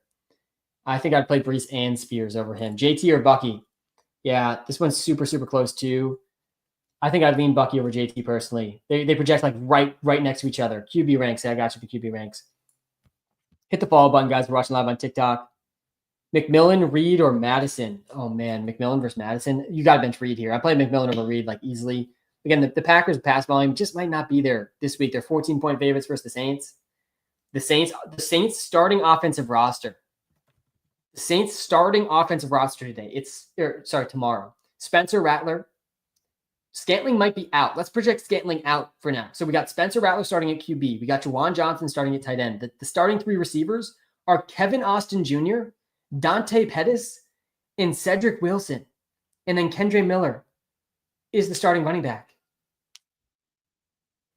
Man, I mean, the Packers are not going to need to throw much in this game. Yeah, so McMillan versus Madison, honestly, is really close. Madison, I think, has a sneaky floor this week. A good matchup, obviously, versus the Jags. McMillan's ceiling is way higher, though. In PPR, I think I'd ride with McMillan in a spot like this, but if you're looking for the floor and locking in at least 10 points, Madison, I think, is sneakily a pretty safe bet for 10. Kendre or Kenneth? Oh, God, yeah, this one I think you go Kenneth. Sorry, I skipped your question. Tracy, yeah, this was a good one, too. Tracy, Kendre, or Patrick Taylor. I think in this one, you go Tracy over Kendre and over Patrick Taylor. Let's hop back over to the running back ranks here. If you're watching live on TikTok, guys, let me know what comment you want to, or what rankings you want to see next. I'd go Strange over Njoku. I'd go Strange over Henry. Let's look at this one, too. Tyrone Tracy, who I haven't told very many people to start today. Definitely a little nervous for him after last week. Kendre Miller or Patrick Taylor. Yeah, I'm not going Kendre. I think you go Tracy here. I think you go Tracy. Bucky or Cup. I'm not benching Cup. I don't want to bench Cup. I really do think Cup bounces back this week. He's in a good slot wide receiver matchup this week. Bucky obviously has a good matchup too. Man, it's actually pretty close. The floor is better for Bucky. The ceiling's better for Cup. You're really in a win-win situation, I think, if you're choosing between Bucky and Cup. I would play Rashad White over Kendre Miller. Can you go to wide receivers? Yeah, I can go to wide receivers. Penix or Rodgers? I'm going Rodgers. I'm playing Hawkinson over Sharp. Hawkinson versus Sharp. Is Bowers going to bounce back? Yeah, he's probably going to bounce back with Aiden O'Connell back. He's tight end 2 this week. Hop to the tight ends here quick. We'll go to the wide receivers. Charbonnet versus TJ Hawkinson. Not a question I thought I was going to have to think through today. Wow. Yeah, it's Hawkinson. Hawkinson projects a bit better. The floor and ceiling a bit better for Sharp. Both these guys in the same game with some heavy rain. That probably bodes well for Sharp. The Vikings have been really good versus running backs. We have not seen very many big games versus the Vikings at the running back position. They're allowing the 3rd fewest points per game to running backs. Just recently, Bijan had 20. Swift had 10. Bijan and Algier combined for 32. That's actually pretty good. James Conner only at 11. Man, a lot of duds here. JT only at 9. Kyron Williams at 20. Gibbs at 32. Not that many big games. I mean, it was some of the stud running backs. Jahmyr Gibbs, Kyron Williams, and Bijan Robinson are the only 3 running backs this entire season to go over 20 points versus the Vikings. I mean, there's no reason to think a split backfield between Sharp and Kenneth either of these guys can go over 20. I think it might be Hawk. Njoku or Strange. I'm going Strange. I'm going Strange over Njoku. I'm playing Strange over almost all the tight ends. Sorry, I didn't realize I went to the defenses there. I'm going Strange over Ferg, over Hawkinson, over Ertz, over Henry, over Njoku. The only guys I'm playing over Strange are Laporta, Jonnu Kittle, Bowers, and McBride. Good morning, Sam. Good morning to you, Junior. Pick one. Cup, Garrett Wilson. It's Cup. Play Cup. Play Cup over Garrett Wilson. Play Cup over Addison. Indy defense or Vikings defense this week? Probably the Vikings. I think I'd probably go the Vikings, actually. With the rain, too, I feel like that might help the defenses. Hubbard or Sharp. Yeah, we're going Hubbard easily. Hubbard is an absolute smash, must start. Been in since the matchup overview. Sue all, appreciate your support all season, man. Everyone that's been here from the start of this live, man, shout out to you guys. Shout out to everyone in here, whether you've been here for 2 seconds or whether you've been here for over 2.5 hours. Appreciate you guys all a ton. Choose 3 PPR. Yeah, and if you've been here from the start, you probably know what I'm going to say here. Adams, BTJ, Neighbors, London, Jones, McMillan. Yeah, it's the first 3. You got to go the first 3 here. Let's hop over to the wide receiver ranks here again. These first 3 guys need to be started in almost all situations. Neighbors his over-under today is 6.5 receptions. I think he goes over that. Devontae Adams had 42% of the Jets' targets last week. Brian Thomas Jr. was a similar thing. We got Adams at wide receiver 10. He had 43% of the targets. Brian Thomas Jr., I think it was very similar. 32%. He had 40% the week before that. I mean, you're getting an insane amount of targets between these 3 guys, Neighbors, Adams, and Brian Thomas Jr. Even any one of these guys could easily lead the weekend targets. Wilson or Jacoby Myers? Yeah, I'm playing Jacoby. I like Jacoby a lot today versus the Jags. Hey, Sam, 2 questions. Judy or Terry? Kendre or Patrick Taylor? Yeah, so I feel like Kendre and Patrick Taylor are extremely similar. I would lean Patrick Taylor at this point over Kendre Miller with the latest reporting about the 3-way committee for the Saints. And then Judy versus Terry McLaurin. Such a tough call here. Such a tough call with Terry McLaurin start-sits today. Terry McLaurin has had an incredible season. He's been one of the best wide receivers in fantasy football. He ranks 14th in fantasy points per game. He's got the 3rd most touchdowns per game among receivers this season. He's averaging 70 yards per game. That's top 20. He has really only had 1 bad game this whole year since week 2, and it came against the Eagles, who he's playing today. He only had 1 catch in that game. Judy, on the other hand, he's balling this season too, especially over the last month or 2. But Dorian Thompson-Robinson starting, that's definitely not good for Judy. DTR definitely doesn't have the same deep ball ability that Jameis Winston has. Bailey Zappi's the backup too. Winston's not even the backup. He's the 3rd string emergency QB. We're not going to see Winston today. Man, I think you got to go McLaurin, but it's a tough call. It's a really tough call. I'm definitely nervous for McLaurin today. But he's got a much better quarterback situation than Judy has. Just such a better QB situation. I have Burrow and Baker. You got to go Burrow over Baker. You can't bench Burrow right now. Pull up the running back ranks here. Pick 2, Ford or ETN. Yeah, I think you got to go Ford over ETN. I'm definitely nervous about Ford. I play Richardson over Penix, seeing that one. I'm actually pretty bullish on Penix and his upside. But I don't think he's a start in fantasy this week. I don't think you should start Penix. Hubbard or Sharp, you got to go Hubbard. Guys, there's no benching Hubbard. Hubbard is in the Kyron Williams role. Please help. I will lose the league if I lose this week. Oh, man. Pat Taylor versus Njoku. Walker or Sharp. Wow, yeah, this is not a good toilet bowl decisions here. I think you probably go Pat Taylor versus Njoku is actually probably really close. And Sharp versus Walker's also like super close now too. Let's see here on the YouTube live and pull this up. Yeah, so it's Njoku over Patrick Taylor. It's Njoku over Patrick Taylor. And then Walker versus Sharp. Wow. Yeah, you kind of have to go Kenneth. Even though Sharp's starting, even though Sharp's the captain, you still kind of have to go Kenneth.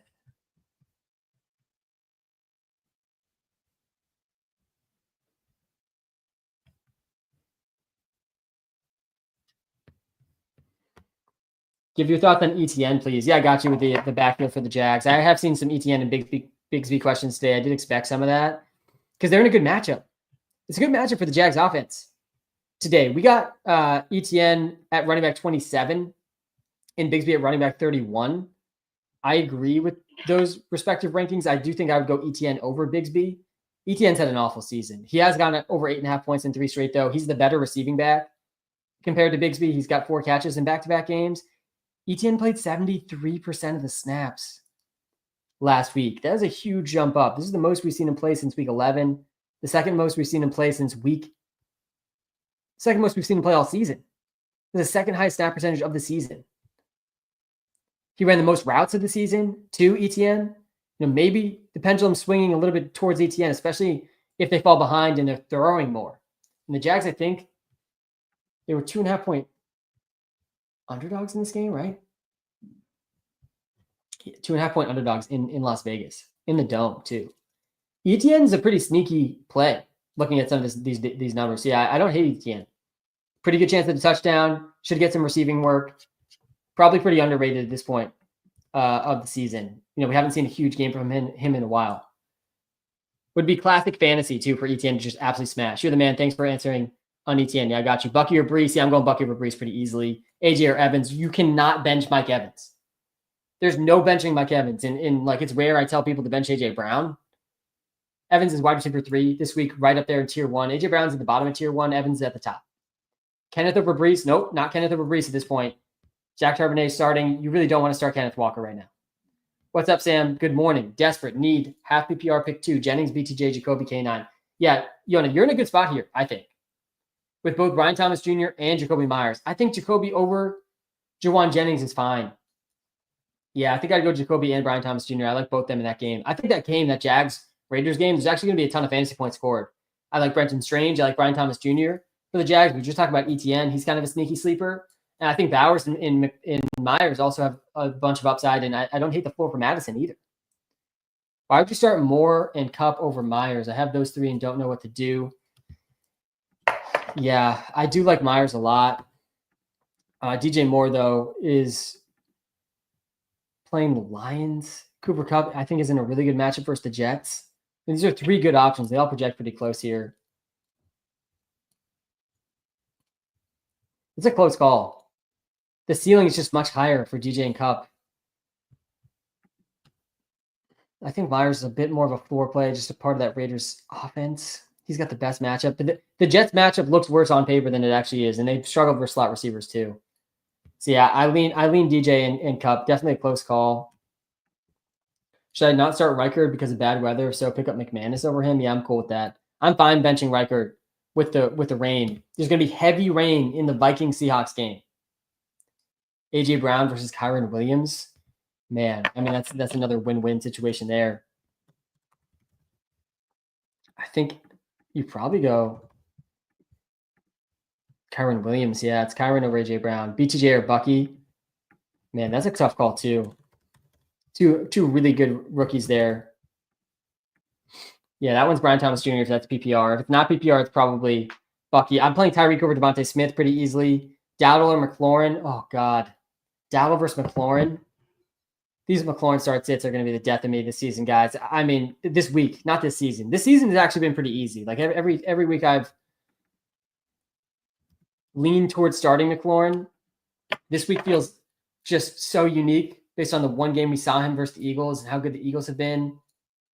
Dowdle's floor is absolutely better. If you're trying to lock in at least 10, it's Dowdle. If you're trying to go for 20 plus, it's still McLaurin. Spears or Madison? Yeah, I think Madison's like right at the line for Spears for me.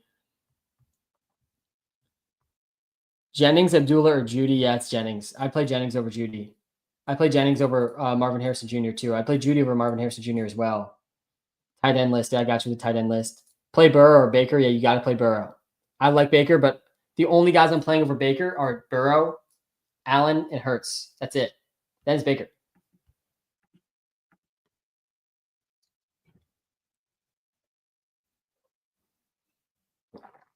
You guys are just tuning in, guys. Smash the follow button on TikTok. If you're watching live on YouTube, smash the like and subscribe button. I think Brian, if I had to make this call between Dowdle and McLaurin, I'm going Dowdle. I think in a lot of spots, personally, I'm panicked on McLaurin with the matchup. I'm benching McLaurin, and I'm going to play guys that project a little bit worse because of it. Sam, does Ertz being 4th in tight end red zone targets and 9th in tight end zone targets change your thoughts on Strange? Versus Ertz, yeah, Ben, I can feel the lineup tinkering in stress of the fantasy playoffs here with this Ertz Strange decision. And you are not alone here with Strange being a tough call. Ertz has had a good season. You got the revenge game here too for Ertz. No wonder he's trying to play through the injury. He had 18.7 versus the Eagles last time. We're talking about how scared we are for Terry McLaurin because last time Terry McLaurin only had 1 catch. Well, if we apply the same logic to Ertz, makes you kind of excited. It was the best game of the season for Zach Ertz last time he played the Eagles. 6 catches for 47 yards. And the Eagles, they've been amazing defensively. They've actually been the worst versus tight ends in comparison to running backs and receivers. Target share has been there. The end zone targets, like you said, they've been there. 5th in end zone targets, red zone targets. Man. I still think it's Brenton Strange personally, though. And it's not like it's that, it's close here. It's super close. I'm saying it very confidently, but it's close. Like it's okay to go Ertz over Strange if you're feeling compelled. But yeah, personally, I'm going Strange, and I'm not overthinking it. The floor for Strange is 9 points. The ceiling is over 20. He was the tight end 2 last week without a touchdown. Last week, we saw Brenton Strange in a tougher matchup than he has this week go for 18.3. That best matchup we were talking about for Ertz, he had 18.7. I mean, it's almost like the median outcome for Strange is close to the ceiling for Ertz, in my opinion. Ertz probably does have a better chance of a touchdown, though. I don't think that's unreasonable based on some of this data. Super close call. I need help. Daniels only put up 12 points against the Eagles. Would you start him, Rodgers, or Stafford? Yeah, I still think it's Daniels. Rod did not mean to do that on the TikTok live. I still think it's Daniels over Rodgers or Stafford. It's close though. I got Daniels one tier above those two guys. They're one tier below. Good game environment should be for Stafford and Rodgers, but Daniels has been running more since that game versus the Eagles. And people aren't really talking about it much, but I do think it has something to do with that rib injury he picked up like about midway through the season. He's been over 65 rushing yards in 2 of his last 3 games now. He only had 18 rushing yards last time when he played the Eagles.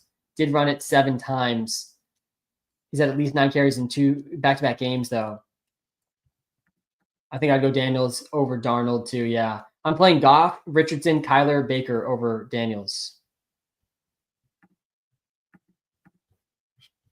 I'm playing Tyreek over Jacoby. Merry Christmas, Sam. Mooney or Ridley? It's a must-win for the finals. Connie, how we doing, man? This is a really tough call. It's so tough to know about how to play the Falcons receivers today. Is the pass volume going to go up for the Falcons now that they have a QB that's not a statue back there? Or is the pass volume going to stay about the same and they're going to play it safe? They're playing the Giants. Maybe they continue to lean on the run. I could see it either way. There are wide range of outcomes, I think, for the passing attack. I do think that Penix is good. I do think Penix helps the passing attack more than hurts it over Kirk Cousins, who's been doing nothing. Mooney's also coming off a donut, though. So, yeah, I'm okay going Ridley. I think I would go Ridley over Mooney. Good morning, Sam. PPR, Cup or Garrett Wilson? Yeah, it's Cup for me over Garrett Wilson. Downs, Dobbs, Coleman. Pick 2. Downs, Dobbs, and Coleman. Man, I don't feel great about all of these guys. Downs, Dobbs, and Keon Coleman here in the fantasy football playoffs. Yeah, you bench Coleman. Play Downs and play Dobbs. Marv or Thielen? I'm playing Thielen over Marv. Judy, Kendrick, Miller. Yes, Judy here. Play Judy over Patrick Taylor. Play Judy over Kendrick Miller. Judy is a risk with the quarterback change, but Kendrick Miller and Patrick Taylor are pretty risky, I would say, as well, especially with that Kendrick Miller report we got earlier.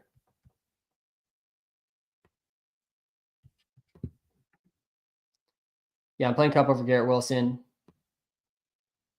Jennings, Judy, Thielen. Use your code for Walter Picks, but still don't know. Jake, appreciate you. Yeah, a ton. One of the best ways you could possibly support me is checking out the Walter Picks app. Use code SAM when you sign up. Link is in the TikTok bio. Link is in the YouTube description. You'll get a free 7-day trial if you use that code. Do appreciate it. It's going to help you with fantasy. It's going to help you with props. It's really the best NFL and fantasy football and player prop research tool out there. Yeah, Jennings, Judy, Thielen. This is not easy. Not an easy call at all. Let's switch to the wide receiver tiers here.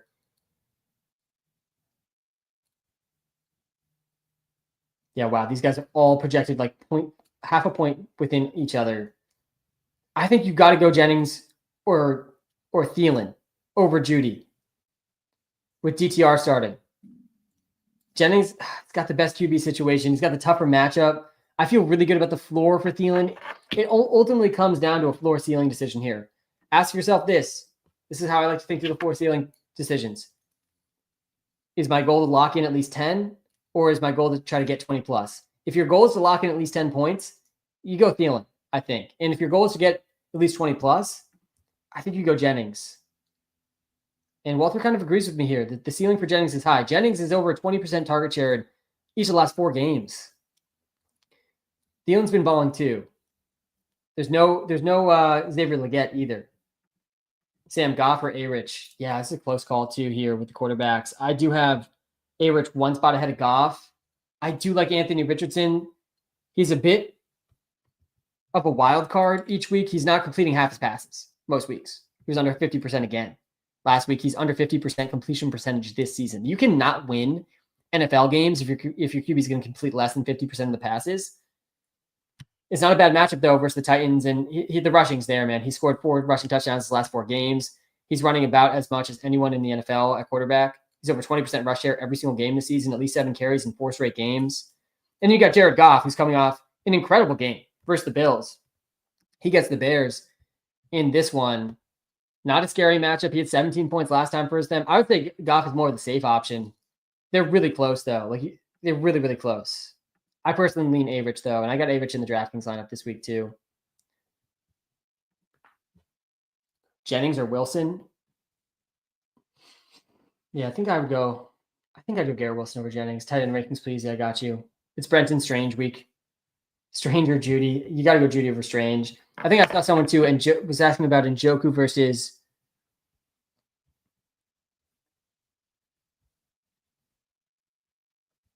Yeah, here it was. Njoku versus Tracy. This one might be Njoku, man.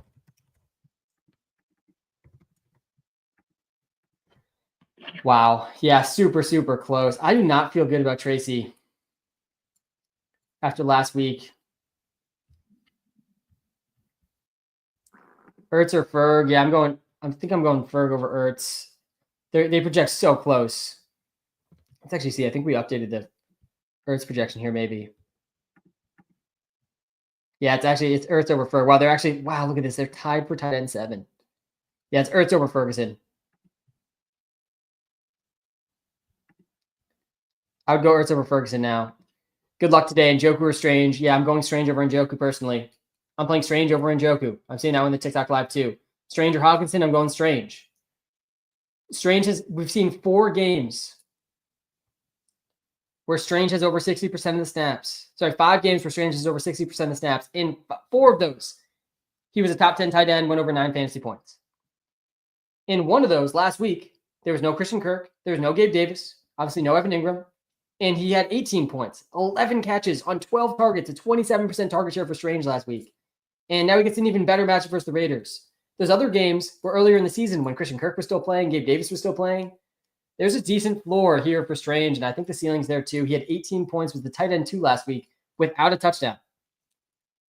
And Njoku battling through an injury. He's catching passes from Dorian Thompson-Robinson today. And then, yeah, I think it is Jennings over Metcalf with the weather in that Seahawks game. DK or Devontae Smith. I also have JSN. Yeah, go Devontae Smith here. Go Devontae Smith. Pitts or Kraft. God, you can't be playing Pitts right now. Even if maybe Penix can elevate him, I don't think you can play Pitts till we find out. Judy, McMillan, Kendre, or Pat Taylor, PPR. You got to go Judy here. Got to go Judy, I think. Swift or McMillan. I'm going McMillan over Swift. Smith or Njoku. I think I'd go Smith there. Debo or Thielen. It's got to be Thielen. So let's talk through the running backs here again quick. Because the running backs, I think there's some tough wide receiver sits today too, especially with Judy and McLaurin, who are just in sort of different circumstances today than they've been the past few weeks. I still am okay starting Judy and McLaurin in different spots. I'm probably more nervous, honestly, about McLaurin than I am Judy. I like Jalen McMillan too, a lot as a sleeper. But let's talk about the running backs here, because the running backs start sits, I think, are the toughest. So I want to just talk through it at a high level here. Kendre Miller and Kenneth Walker plummeted down the rankings during this live stream because Zach Charbonnet was named starter, and then it came out that Kendre Miller is expected to be in a 3-way backfield with Jordan Mims and Jamal Williams. Patrick Taylor, I have similar concerns for Patrick Taylor as I do Kendre Miller. Are we sure Patrick Taylor's locked into this lead back role? I'm not so sure about that. We could see Keyshawn Vaughn. We could see Abby Conda. We could see Deebo Samuel mix in. We will see Deebo Samuel mix in. Is Patrick Taylor even the goal line back? I'm not so sure about that.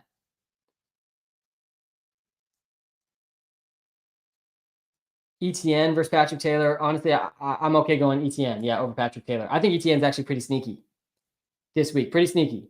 In a good spot versus the Raiders. He played over 70% of the snaps last week. First time in a while. Happy Sunday. Who be starting? Juwan Jennings, I had Keenan Allen and Jerry Jeudy. I think you go Jennings over Jeudy, but you go Keenan over both of them. Kendre Miller, Marvin Harrison Jr., Rick Millen, Ridley, pick 2 full PPR. Thanks for all the help, Sam. Yeah, Sean, bench Kendre. Bench Kendre. You're playing 2 of these receivers here. Marvin Harrison, Ridley, and McMillan. I think all these guys have, in their own right, a ceiling. Marv projects the worst. I think Marvin Harrison Jr. is a bit underrated in this game, but it could be run heavy from the Cardinals for sure. I'm fine going Ridley and McMillan. Ryan, man, how we doing? Please pick 2, BTJ, Jacoby, or Terry McLaurin. Yeah, I'm benching McLaurin there. Bench McLaurin, play BTJ, and play Jacoby. White or Pollard? Yeah, that one's really close. I think it's Pollard over White, but it's definitely a close call. Swift, ETN, Miller, or Taylor. I assume you mean Patrick Taylor here. I think it's ETN. I think this one's ETN. Over 70% of the snaps. Good matchup. Kyler, what's up, man? I think I will be live on Christmas, similar to Thanksgiving, just for an hour or so. Have a great holiday to you as well, Kyler. I do have 3 free player props for you today. Ford or Tracy or Madison? Yeah, it's Madison versus Ford. I think it's Madison over Ford. I played both of them over Tracy. Thomas, how we doing? Terry, T, JT, or Bucky? Pick 2. Yeah, TJT. T. Higgins, Jonathan Taylor, and Bucky definitely over Terry McLaurin. All 3 of those guys. So let's compare those guys, though. T. Higgins, not a guy I want to bench. Jonathan Taylor, not really a guy I want to bench. And then Bucky Irving. I think I said Bucky over JT earlier. They project really close. I think it's probably T. Higgins and Bucky. Yeah, I think I would go T. Higgins and Bucky Irving over Jonathan Taylor. Brock Purdy or Penix? Oh, God. You probably go Brock there. Penix is interesting over Brock. Definitely an interesting one. Let's hop to the QB ranks. I think they're... Yeah, it's probably Brock. They project really close, only less than a point apart. Penix is more of a wild card. Purdy is more of a know what you're getting. I'm playing Walker over Sharp, but it's close, man. K9 or ETN? I'm going ETN over K9 now. I'm feeling okay about Anthony Richardson. Top 6 option. DK, McMillan, Ford. Half PPR already starting Evans. Yeah, go McMillan or DK. Oh, pick 2. Yeah, bench Ford here. Play DK and McMillan. I don't hate going with McMillan and Evans tonight versus the Cowboys in what should be a shootout. Higgins, Bowers, or Jennings? Yeah, you got to go Higgins, I think. You're definitely not playing Jennings here. You cannot play Jennings over Higgins or Bowers. Full PPR. I do think Bowers bounces back in a big way today with Aiden O'Connell back, and that says everything you need to know about how bad Desmond Ridder is. Wow. It's Bowers, man. It's Bowers over T. Higgins. I don't feel strongly about this one. I mean, it's super close, obviously. I mean, the only tight end I'm starting over Bowers is McBride. Stranger and Joko, I'm going Strange.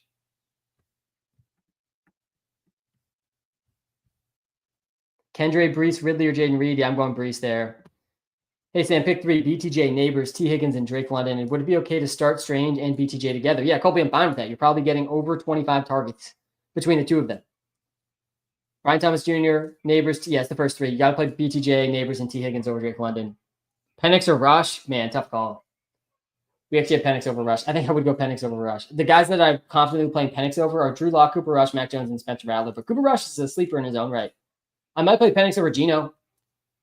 I might play Penix over Aiden O'Connell, over Mason Rudolph, over Bryce Young, maybe. I probably wouldn't play him over Caleb Williams, though. I'm playing Jonnu over Strange. Ford, Sharp, or Tracy? That one I think is Ford. Adams or Ford? Yeah, definitely Adams. Goff or Love? I would go Goff over Love. I'm pretty nervous for Jordan Love with the pass volume concern. Sam, help me out. Devontae Smith, Jalen McMillan, Brees Hall for flex spot. Yeah, this one's Devontae or Brees. I will lose this week without a great pick. Probably Devontae then. I feel like Devontae's got the highest ceiling of this group. Devontae versus Brees. Yeah, it's Devontae. I'd go Devontae Smith over Brees.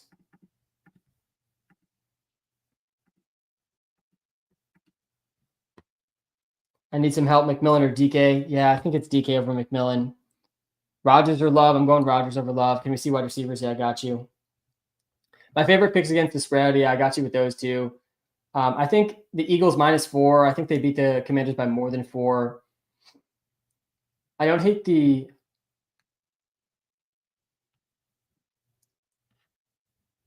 looking through the rest of these spreads quick. I also like the Buccaneers -4. The Buccaneers -4 and the Eagles -4. Usually I like to take the points, but I actually liked the underdog with the points as I talk through the spreads more, but I don't feel like strongly about a lot of those spreads. I almost always lean towards the player props, by the way. I got 3 free player props today. I would go Hill over London. I would go JSN over Hill, though, I think. My 3 free player props today. Jalen McMillan over 37.5 receiving yards. CeeDee Lamb over 72.5 receiving yards. Those are both in the night game tonight. Then I also like Trey McBride to get his first touchdown today. We got a question here between Ertz and Kincaid. I'm going Ertz. I'm playing Tyreek over Brees pretty easily.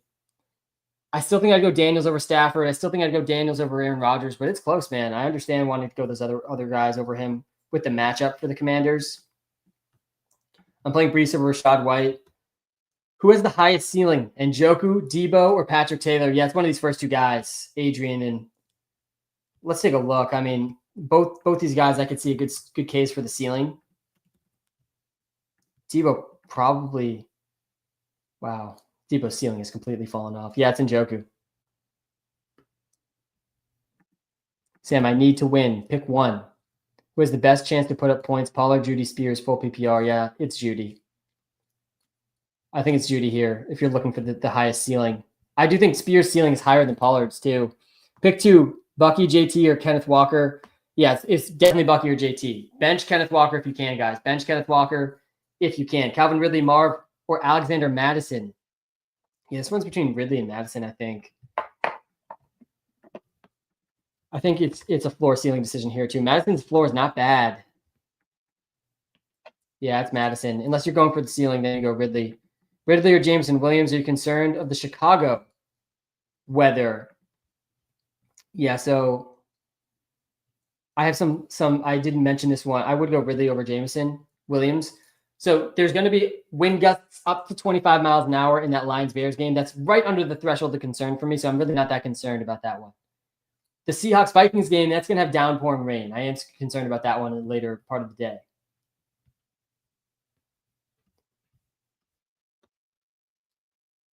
The Pats-Bills is also going to feel like -2 degrees. Let's get to a couple more here on the YouTube Live. Half PPR. Ertz, and if that's Ertz for Strange, I'm going Strange. Kupp or Higgins? Man, it's such a tough call between Cooper Kupp and T. Higgins. They're back-to-back in my ranks. I lean Cooper Kupp over T. Higgins, but it's close. Sam, this one is impossible. London or Keenan Allen or Jacoby Myers, half PPR. Already doing Strange over Njoku, and I think I'm losing some boom percentage. Yeah. Jack, if you feel like you're down and you need some points, I'm like, when you need the boom percentage, I'm okay going Njoku over Strange, but I do think Strange over Njoku makes sense. And then, yeah, London, Keenan, and Jacoby is a near impossible start-sit decision. Not the worst decision to have to make, because I think all of these guys have potential this week. It's probably a little different in half PPR, too, than it is in PPR. With London, I think gets a boost. Yeah. Man, what a tough call here. They're all within less than half a point of each other. Defense rankings, yeah, I can pull those up. This is the epitome of a tough start sit. We're going to talk through this one.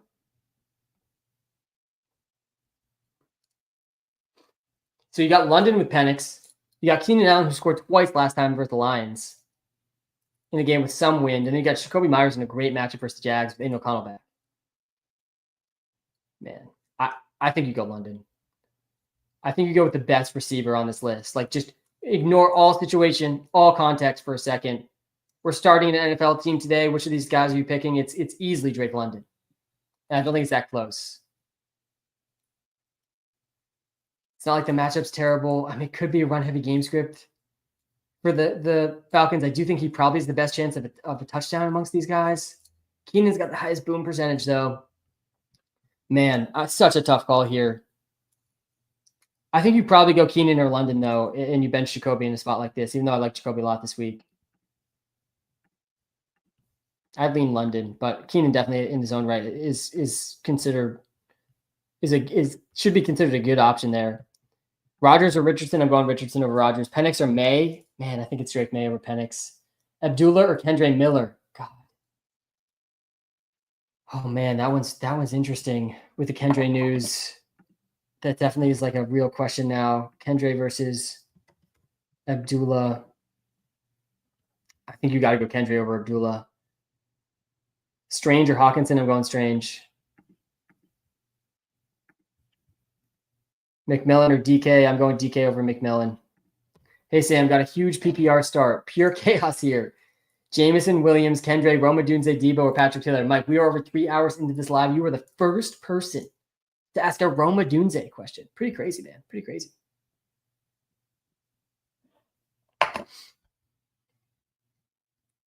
I think I would probably go Kendre here. Oh, man, let's actually – I'm not going Patrick Taylor. It actually might be a Dunze. Let's do this quick. Someone asked me about why 7-day free trial didn't work. Hit the restore purchases button, Jake. Go into the menu in the top right corner.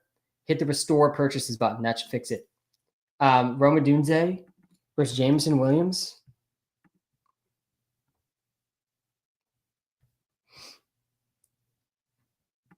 Versus Debo.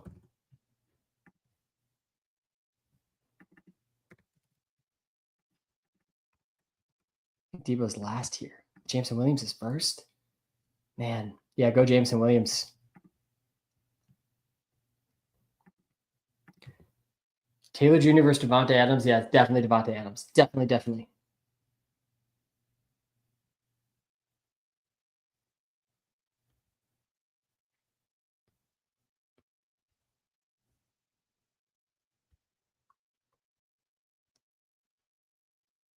Rylan, I think you had some spelling errors there. Pollard, Swift, or Miller? Yeah, I think I'd go Pollard here. I'd play Ridley, I think, over McMillan. That one's pretty close, though. I do like McMillan a lot. Thielen or Shakir? I'm going Thielen. Allowed me to sync my team. Yeah, hit the restore, Jake. Hit the restore purchases button. I've been asking for the live for 4 hours. Brandon, how we doing? We're not quite 4 hours in, but nonetheless. Rico Dowdle, Kenneth, or Shut. Yeah, Rico. Brandon, Rico. With the Kenneth stuff that broke during this live stream, I don't know how you trust either of these Seahawks running backs. Tyreek or Bucky? I'm going Tyreek. I'm playing Keenan over Pollard. Rashad White, Ridley, McMillan, or Jerome Ford, PPR start 2. You're benching Ford here for sure. I think it might be the first 2 here, actually, Rashad White. Let's check this one out. White versus McMillan versus Ridley. Wow. Maybe you do bench Ridley. Play White and McMillan. Bench Ridley. I don't love starting wide receiver running back from the same team, but I don't hate it in the game tonight. Devontae Smith or Johnny without Waddle. Man, this has got to be close, too. It's probably Devontae Smith, I think. Wide receiver 24 versus tight end 4. Yeah, it's close. Yeah, it's Devontae Smith for me. I would go Thielen over Marvin Harrison Jr. I'm playing Strange over Njoku. I'm playing DK over Thielen. I think I'm playing DK over Thielen. Actually, I'm going Thielen over DK. I lied. I'm going Thielen over DK. I'm playing Burrow over Baker. Seattle Eagles or Vegas defense?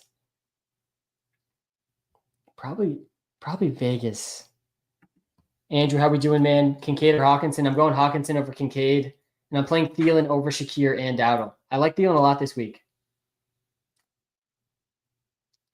YouTube Live, guys. That's my time.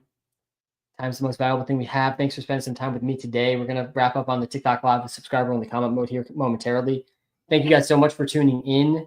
If I didn't get to your starts, I try to get to as many as I can. If I didn't get to them, hopefully I at least talked around some of them, and you have a sense of how I feel about certain guys. If I didn't get to them, though, go to the Walter Picks app. Link is in the YouTube description. It is going to help you with your start sit if I didn't get to it. Have a great Sunday, guys. Good luck, everyone. And you know it. We'll be back live Thursday for the Fantasy Football Finals. Good luck, everyone. Have a great Week 16.